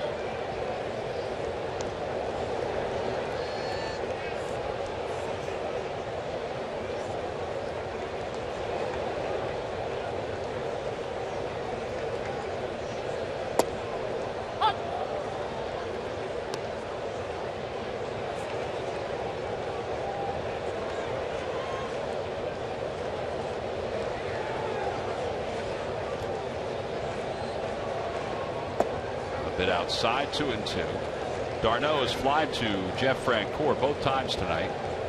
So hitless in 2 ABs.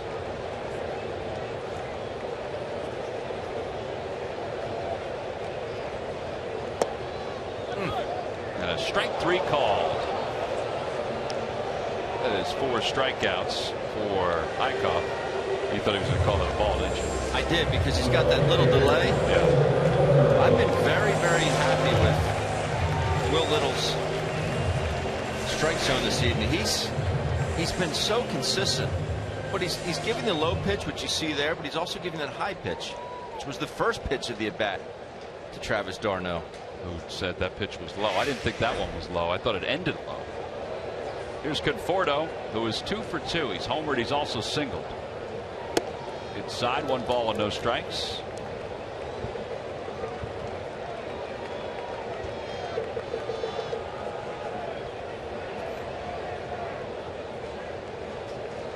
Inside 2-0.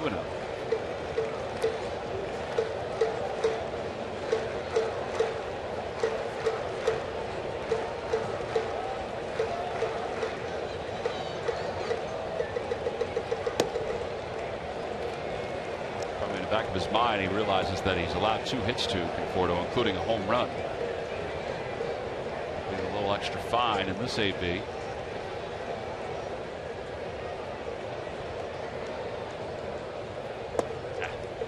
There's ball 4. So he walks him on 4 pitches. It'll bring Wilmer Flores to the plate. Let's check in with Greg Murphy. Murphy, got a photo for us? I do indeed. As promised earlier in the game, we have selected the Data Strong fan photo of the game. Today's photo comes from @Tweetin' Wise Guy 1. He says Luke Karen, that must be Luke Karen right there, enjoying cheering on the Phils. We remind you to tweet your strongest fan photo to #Philly photo Data Strong fan. You just might see yourself in an upcoming broadcast, all brought to you by T-Mobile. All right, Murph, we appreciate that.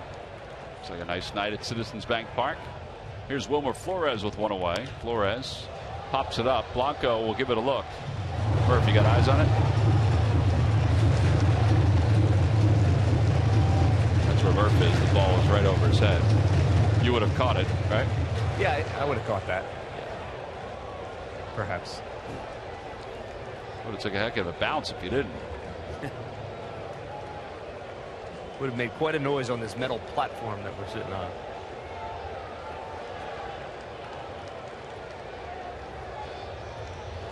Runner goes, pitches outside, throw to second base is not in time. Good jump for Conforto. That's his first stolen base.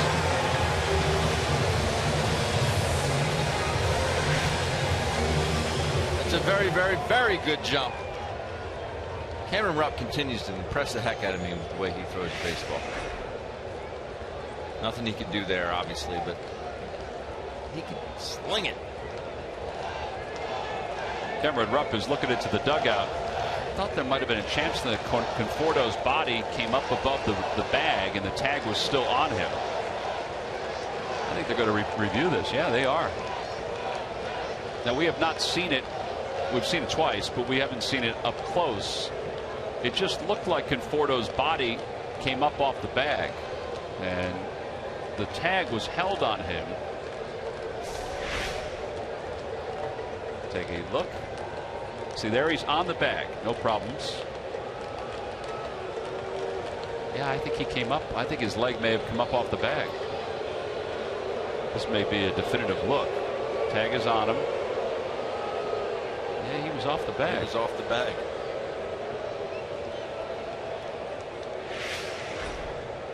Looked like there was a time where he was pushing himself up, and the only thing that was on the ground were his toes, leaving that midsection area up in the air.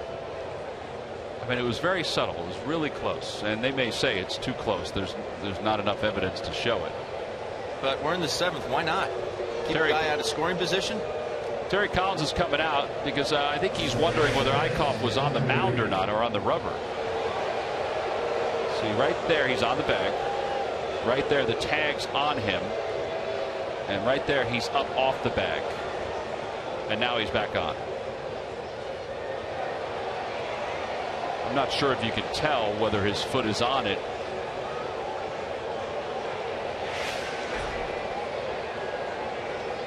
It all depends on how they are looking at it in New York. Because this may be one of those that there's not enough evidence to overturn it. I get everyone wrong anyway, but I'm going to say he's out. You're going to say he's out? Okay. Well, the Phillies are down 3-0 here in the bottom of the 7th inning. At this point, it's a request from the manager.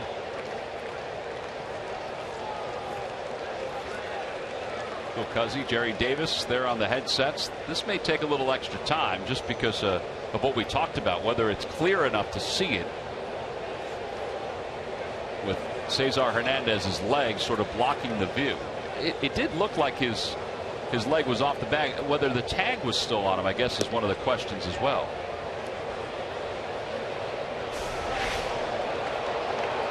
See, right there, Eichhoff is on the mound. Is he on the rubber, though? That's the thing. The batter's not in the box. See, he is on the rubber there. Is time in, though? Does it matter if time is in? That's a great question. We focus so much on, just looking at the pitcher being on the rubber. The batter wasn't in the box, though. Much like a balk call or a guy tagging up, you have to wait till time is put back into play. Then you can make your appeal.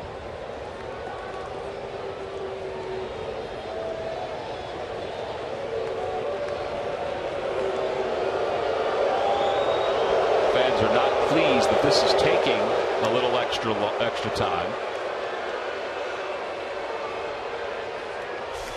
Take another look. Slow it up a little bit for you. See, right there, the hand's on the bag pretty clearly. Yes. The tag is on him. The leg now pops up and nothing's on the bag. Now it's on the bag. Still going to say he's out. Yeah, as long as they say the tag was still on the leg, then I would agree with you. But this is kind of a gray area. Yeah. There we go. He is out. All right. So it's a good job. One for 152. Congratulations, Ben. 2-4 on the putout. It does go down as a caught stealing. I'm so proud of myself. Well, it's 1 ball and 1 strike to Wilmer Flores. The replay time is 2 minutes and 56 seconds.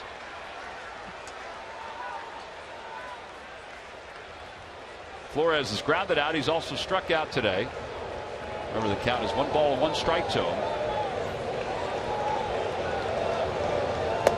Slider outside. Well, that's a good challenge. How many times have we seen that this year? Guys pop up. Man, I would agree with you. I think we see that quite often. That was a little different than what we normally see. 2-2. Flores cannot figure out that breaking ball by Jared Eichhoff.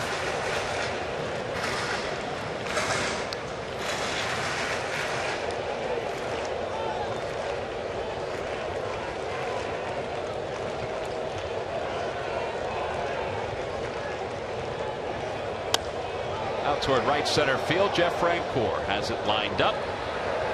Side is retired. 7 innings for Jared Eichhoff. He's allowed 3 runs on 4 base hits. We'll head to the 8th. Freddie Galvis will lead it off when we come back.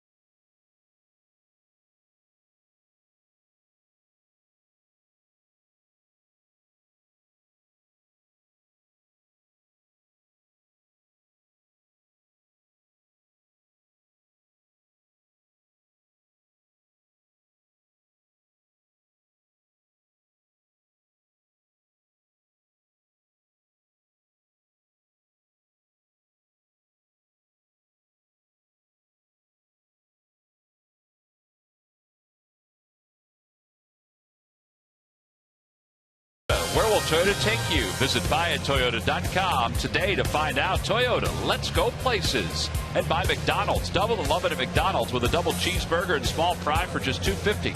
McDonald's, loving it. Phillies trail at 3-0 as we move to the top of the 8th inning. Jared Eichhoff's night is probably done. Dom Brown has come out to pinch hit for him. He is the subject of our Hyundai defensive play of the game. First pitch swinging is David Wright. Gets this line drive, comebacker to him. Fortunately for Jared, it was hit off the end of the bat and had time to react. He snares this. Ball probably would have gotten up the middle. That is your Hyundai defensive play of the game, brought to you by your local Hyundai dealers. Well, here's Freddie Galvis to lead it off against Cologne. That's a clear indication of what Cologne has done tonight. You know, that ball started in the strike zone. Freddie tried to size it up for a bunt, and it just ran away from the bat. Freddie kind of had to throw the bat at the ball. Just need a longer bat. Perfect time to bring one with you, though. See if you get out in that Bermuda Triangle, push it towards second. Johnson playing so far back.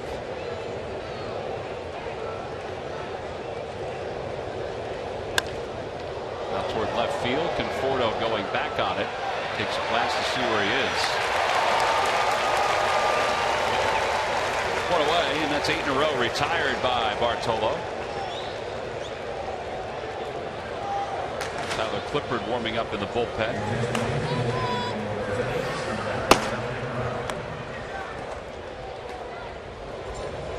I just saw a tweet that says, not sure if should be amazed by the hefty 42-year-old or ashamed of the Phillies hitters. I said, be amazed at Cologne. This guy is putting on a pitching clinic this evening. I'm not making excuses for the Phillies offense. They've had a couple to hit. They haven't connected. But in, out, up, down, mixing a few changeups, a few sliders. And when you say a few, I mean, we mean a few. A few. There's the 0-1 pitch coming to Brown. Swing and a miss. It's 0-2.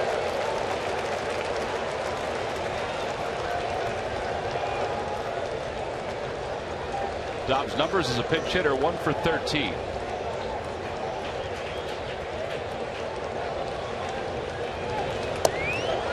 a strike 3 call. 9 strikeouts for Cologne. That pitch at 93. That matches his season high in strikeouts. He did it very early this season.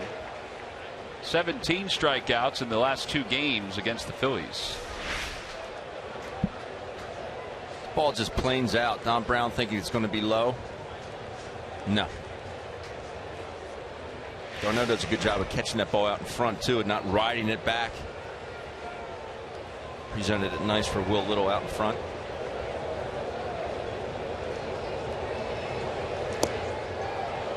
Double comes running out of the box as the ball goes sailing right by him. Well, here we go. 2-seam fastballs 52, 4-seamers 21. So 73 of his pitches tonight have been fastballs. That's before Odubel's AB, before he saw that ball go inside. So just 13 sliders and 8 changeups.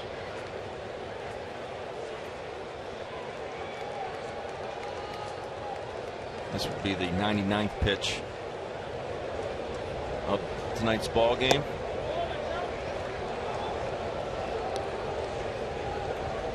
I assume you'd see Familia in to close this ball game, but it's hard to take him out.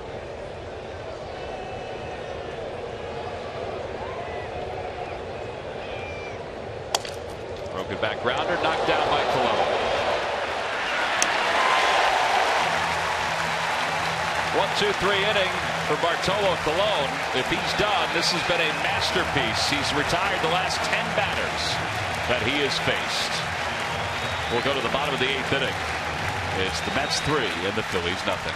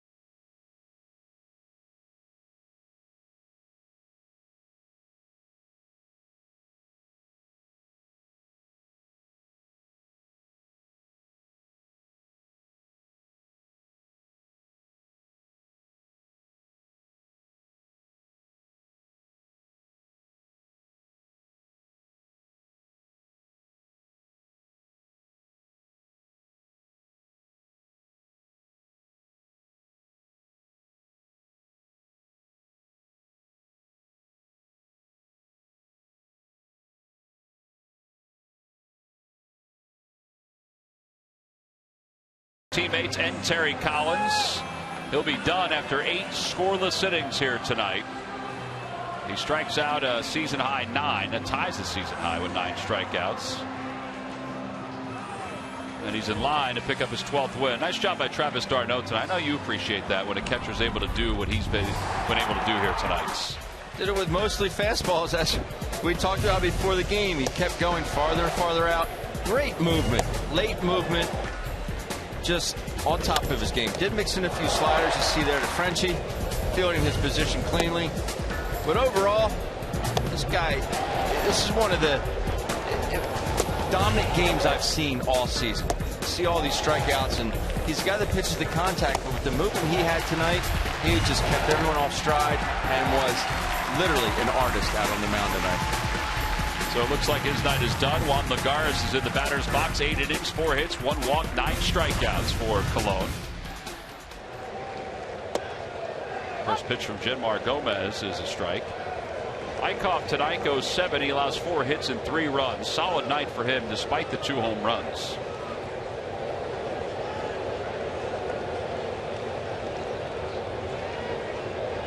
Lagares, 257, 5 homers and 37 runs batted in. Got a nice contract extension during spring training, but has subsequently lost his everyday job. He's a Gold Glover out in center field. At least he was a season ago. But he's hitting just 257. His on base percentage is 283. You know, Sandy Alderson is the general manager of this team, and he comes from the Oakland Athletics organization, where they preach taking pitches, having a high on-base percentage. Lagares does not have that. Cameron Rupp's gamer has bit the bullet, so he's going to need a new glove. That's right, Bob Stumpo worked in a new one. He's all ready to go. There's Gomez's numbers: 1 and 3, a 2.86 ERA, 55th game for Genmar.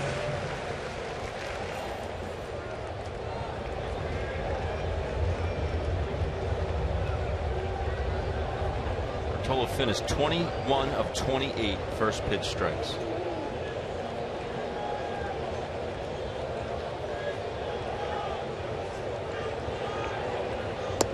Outside, 3-1.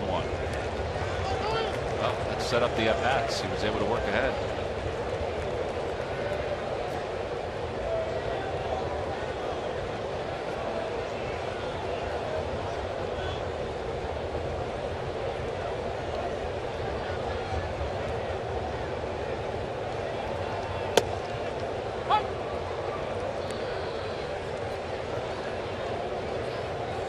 Very impressed with Jared Eichhoff's night. You see Jerry's familia warming up in the Mets bullpen, but Eichhoff, nice job. A good fastball, was able to throw that fastball in. I think made a world of difference. Obviously made a couple mistakes, but overall very impressed. Backhanded by Hernandez in shallow center, 1 away. Curtis Granderson's coming up. It's time for the Major League Notebook. Mark? All right, thanks, Tom. Brought to you by St. Joseph's University. The Cubs continue to tweak their roster with an eye on the postseason. They add some depth today by adding outfielder Austin Jackson to the roster. They got Jackson from the Mariners for cash and an international signing slot. Jackson hit .314 in the month of August for Seattle, so he is heating up. And the New York Yankees are going to have to do without Mark Teixeira. The team is up in Boston taking on the Red Sox over the next 3 days. But Mark Teixeira is back here in New York as he continues to recover from a bone bruise that just doesn't seem to be getting any better. They sent him back to New York. He's going to get checked out for that. And they don't want to rush him back, obviously, but they'd like to get him back in the middle of the lineup. As I said, they're up there in Boston, a big series for the New York Yankees as they try and keep pace in the AL East. But they'll do it without Teixeira, guys. Well, and Murph, there's a report that Johnny Gomes has been traded to the Kansas City Royals. To add what you mentioned, the deadline is midnight. That's right. For players to be dealt and to be able to be active on the postseason rosters. Fly ball to center field. O'Dougall. Well, speaking of postseason, congratulations to Dusty Wathan and the Reading Fight Phils. They defeated Binghamton 6-2, and they clinched a spot in the Eastern League playoffs. Let's hope there's a celebration with peanut butter for the Reading Fight Phils. Nice. They've had an outstanding year with all the changes. You know, they had all the big prospects, pitching prospects down there, and Roman Quinn and J.P. Crawford. Quinn got hurt. Biddle moved up. Nola moved up. But they added Williams in the trade.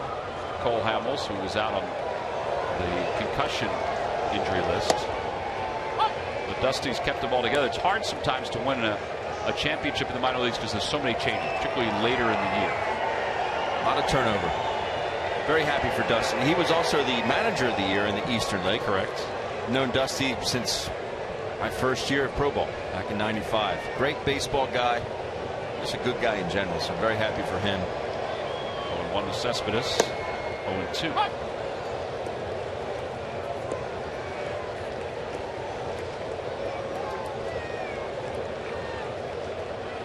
I mentioned the peanut butter because back in '95 when they won the Eastern League championship, when I was in Trenton, they were in the visiting clubhouse, and somehow the celebration included peanut butter. It was all over the clubhouse. Tough to clean up peanut butter. Chopper left to the mound. Gomez gets off the hill quickly. It's time to set himself and loft a throw to first. But let's go down in order. Last chance for the Phils. We've played 8 on to the 9th inning. 2, 3, and 4.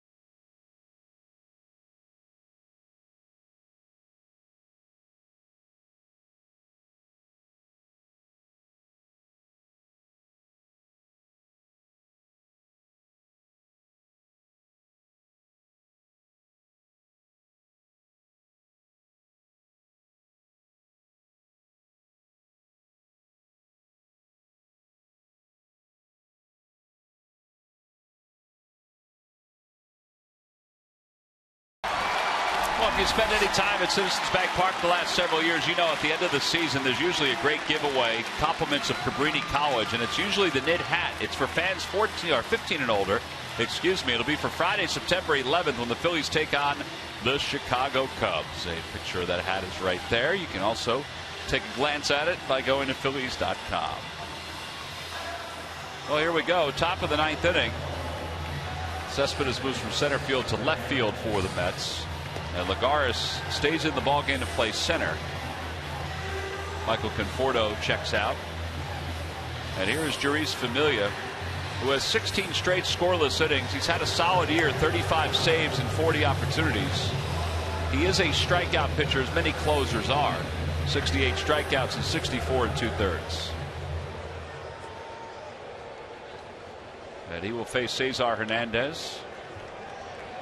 Colon, 9 strikeouts, 4 hits allowed in 8 innings.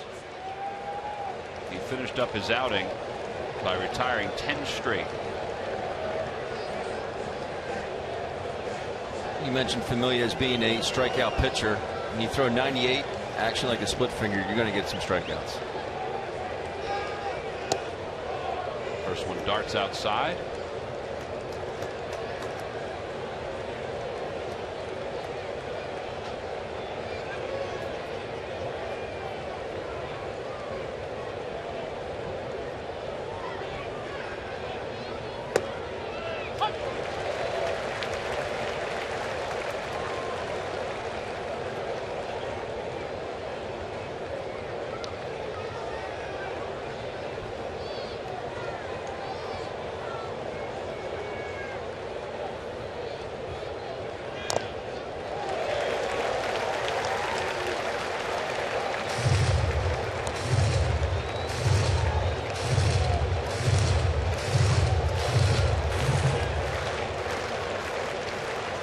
Mets bullpen has a collective ERA of 3.13. That's pretty solid. As Hernandez fouls it off, he stays alive. In fact, here in the month of August, the bullpen has an earned run average of 3.67. May and June, an earned run average under 3.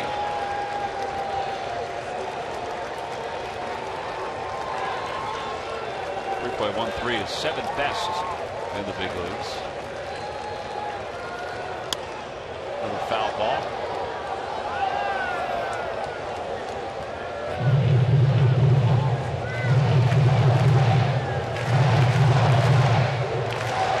Darnell gave the signal like it was a changeup. That pitch there at 93.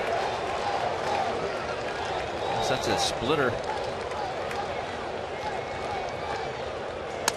Broke his bat. Murphy can't get it. A base hit for Cesar. That's his second hit of the night. 5 hits overall now for the Phils. And here comes Aaron Altair. Reminder, after the ball game tonight, Ricky Metallica will break down the series opener between the Phils and the Mets. Only on Pure Auto Insurance presents Phillies Post Game Live.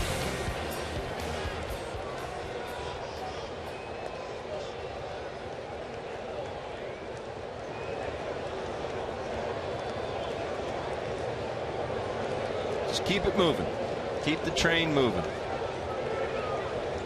Yeah, this is only a 3-run deficit. Now this is a very tough closer, but it's only a 3-run deficit.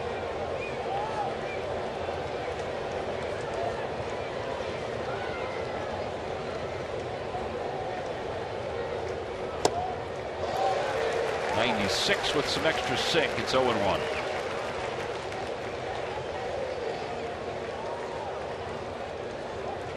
I talked about how nice it would be to catch Bartolo Colon.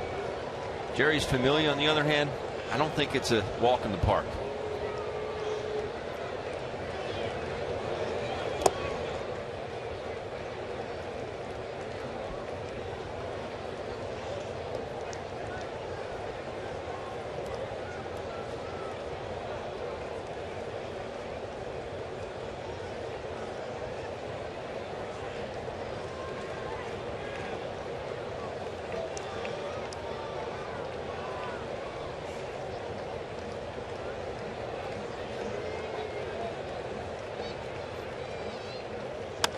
That one is served into center field. That'll drop for a base hit, so the tying run is coming to the plate for the Phils.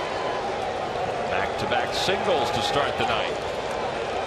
Here comes Ryan Howard. He got a little power on power right here. So there you see a slider by Familia, and the base hit to Cesar Hernandez was on a pitch at 90, which was an off-speed pitch. That pitch there at 86 was a slider. Altair filleted into center field. If I'm Jerry's Familia, I'm thinking, you know what, a 3-run lead, I'm going to be very aggressive here. The movement that I have, I'm going to trust that movement and my velocity. And the ballpark. And the ballpark. Would you do the same thing that you're talking about here to Ryan Howard? Again, you got to go with what you feel comfortable with, but you know, Ryan Howard definitely a double play candidate.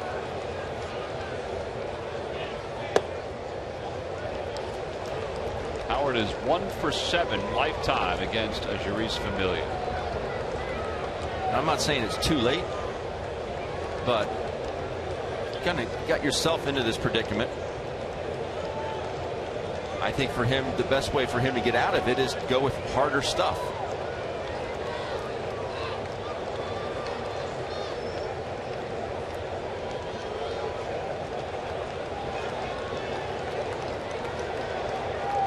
No strikes to Howard. Inside, 2-0.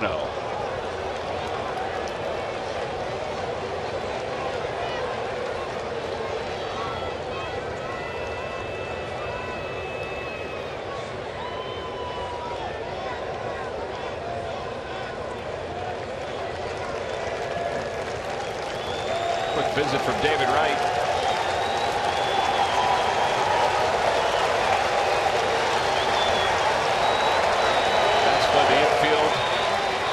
Pull on the right side. Johnson in shallow right field. Here's the 2-0 pitch coming to Ryan Howard. 3-0. Old Ryan Howard, green light. Current Ryan Howard, most times green light. What are you going to do here? You can't green light him here.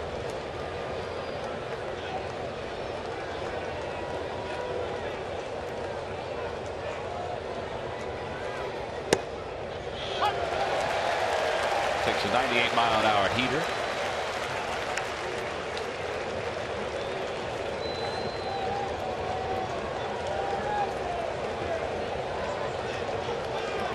It was 1-0, maybe, but not down 3. 3 balls, 1 strike. Howard waits. Runners lead off first and second. Inside, ball 4, and that will load up the bases. Tying runs aboard. Dan Worthen going out to talk to his closer. And Jeff Francoeur is coming up. They're going to have Darnell Sweeney run for Ryan Howard. He is the tying run, and this is a vast ballpark.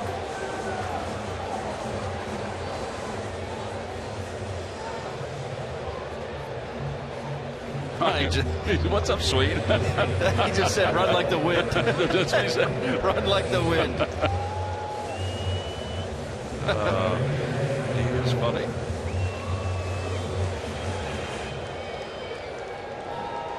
So the bases loaded. Francoeur stands in. He's 0 for 3 tonight.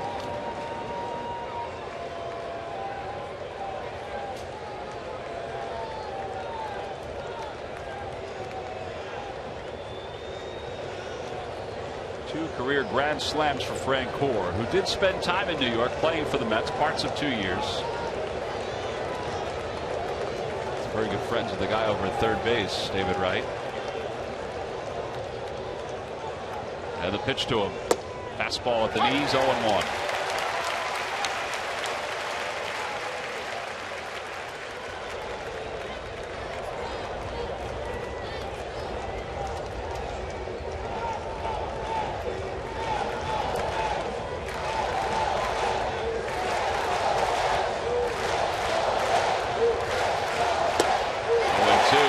It's time to go with a little cheese with the count 0-1.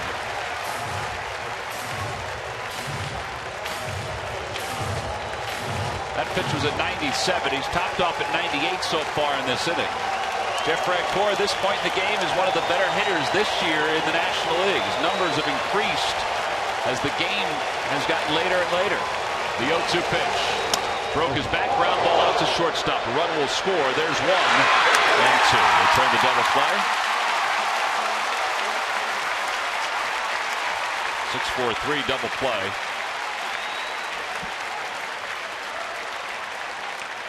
Boy, did that bat helicopter out toward the grass, angling towards shortstop. It's the exact reason why I don't know why he was so adamant about throwing off-speed pitches. Watch the life on this fastball. Good luck. Andres Blanco. 2 outs put on the board. Blanco 1 for 3, couple strikeouts.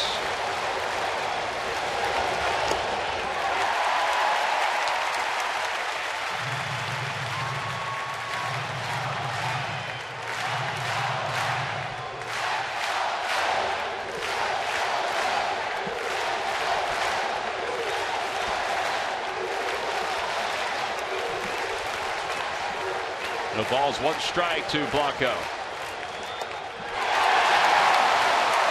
He's overpowered him with these first 2 pitches.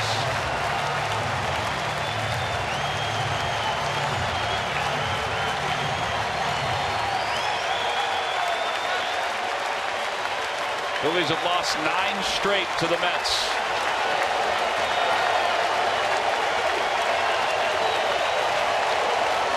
And now the 0-2 pitch coming to Blanco. Down the right field line. Blanco angling toward the corner. It is a foul ball. Just foul. Now, it wouldn't have tied the game. It would have made it tighter, but it would have put the tying run in scoring position, and a run would have crossed the plate. This ball ever so close. Oh, wow.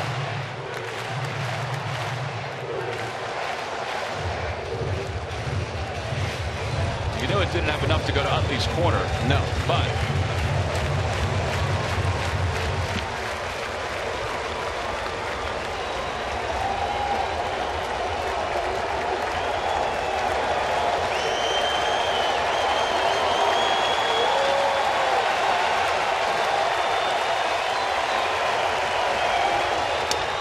chopper foul. Once Samuel will field it cleanly. Andres will need a new one. He will. Jerry's familiar, very much like Zach Britton, closer for the Baltimore Orioles. Although Zach Britton from the left side, 96 to 98 with just great sinking. Everyone knows it's coming. Mets could hang on and win this one. The Cardinals lead the Nationals 3-1. That game's in the bottom of the fourth inning. The lead in the division is at 5.5. They've reached 6.5 one other time. Altair leads off third. 0-2 to Blanco.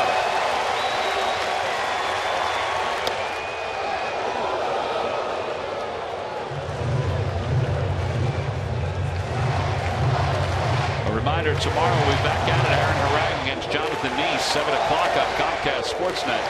Game 2 of this series.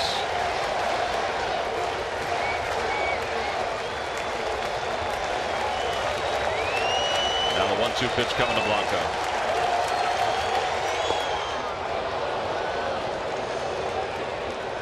This is an energized crowd, isn't it, Tom? It is. Well, it's a playoff team.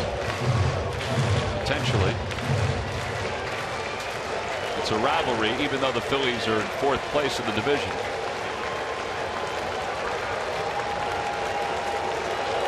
Trying to get a glimpse of the final out. So if they get a photo they can delete. Here's the 2-2. Fouled.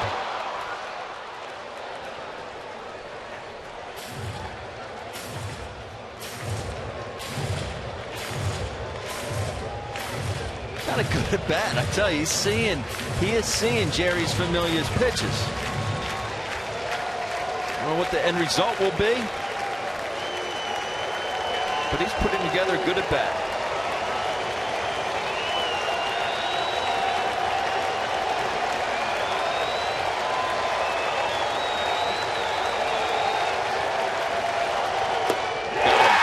High fastball at 99, and the Mets have won 10 straight against the Phils as Jeurys Familia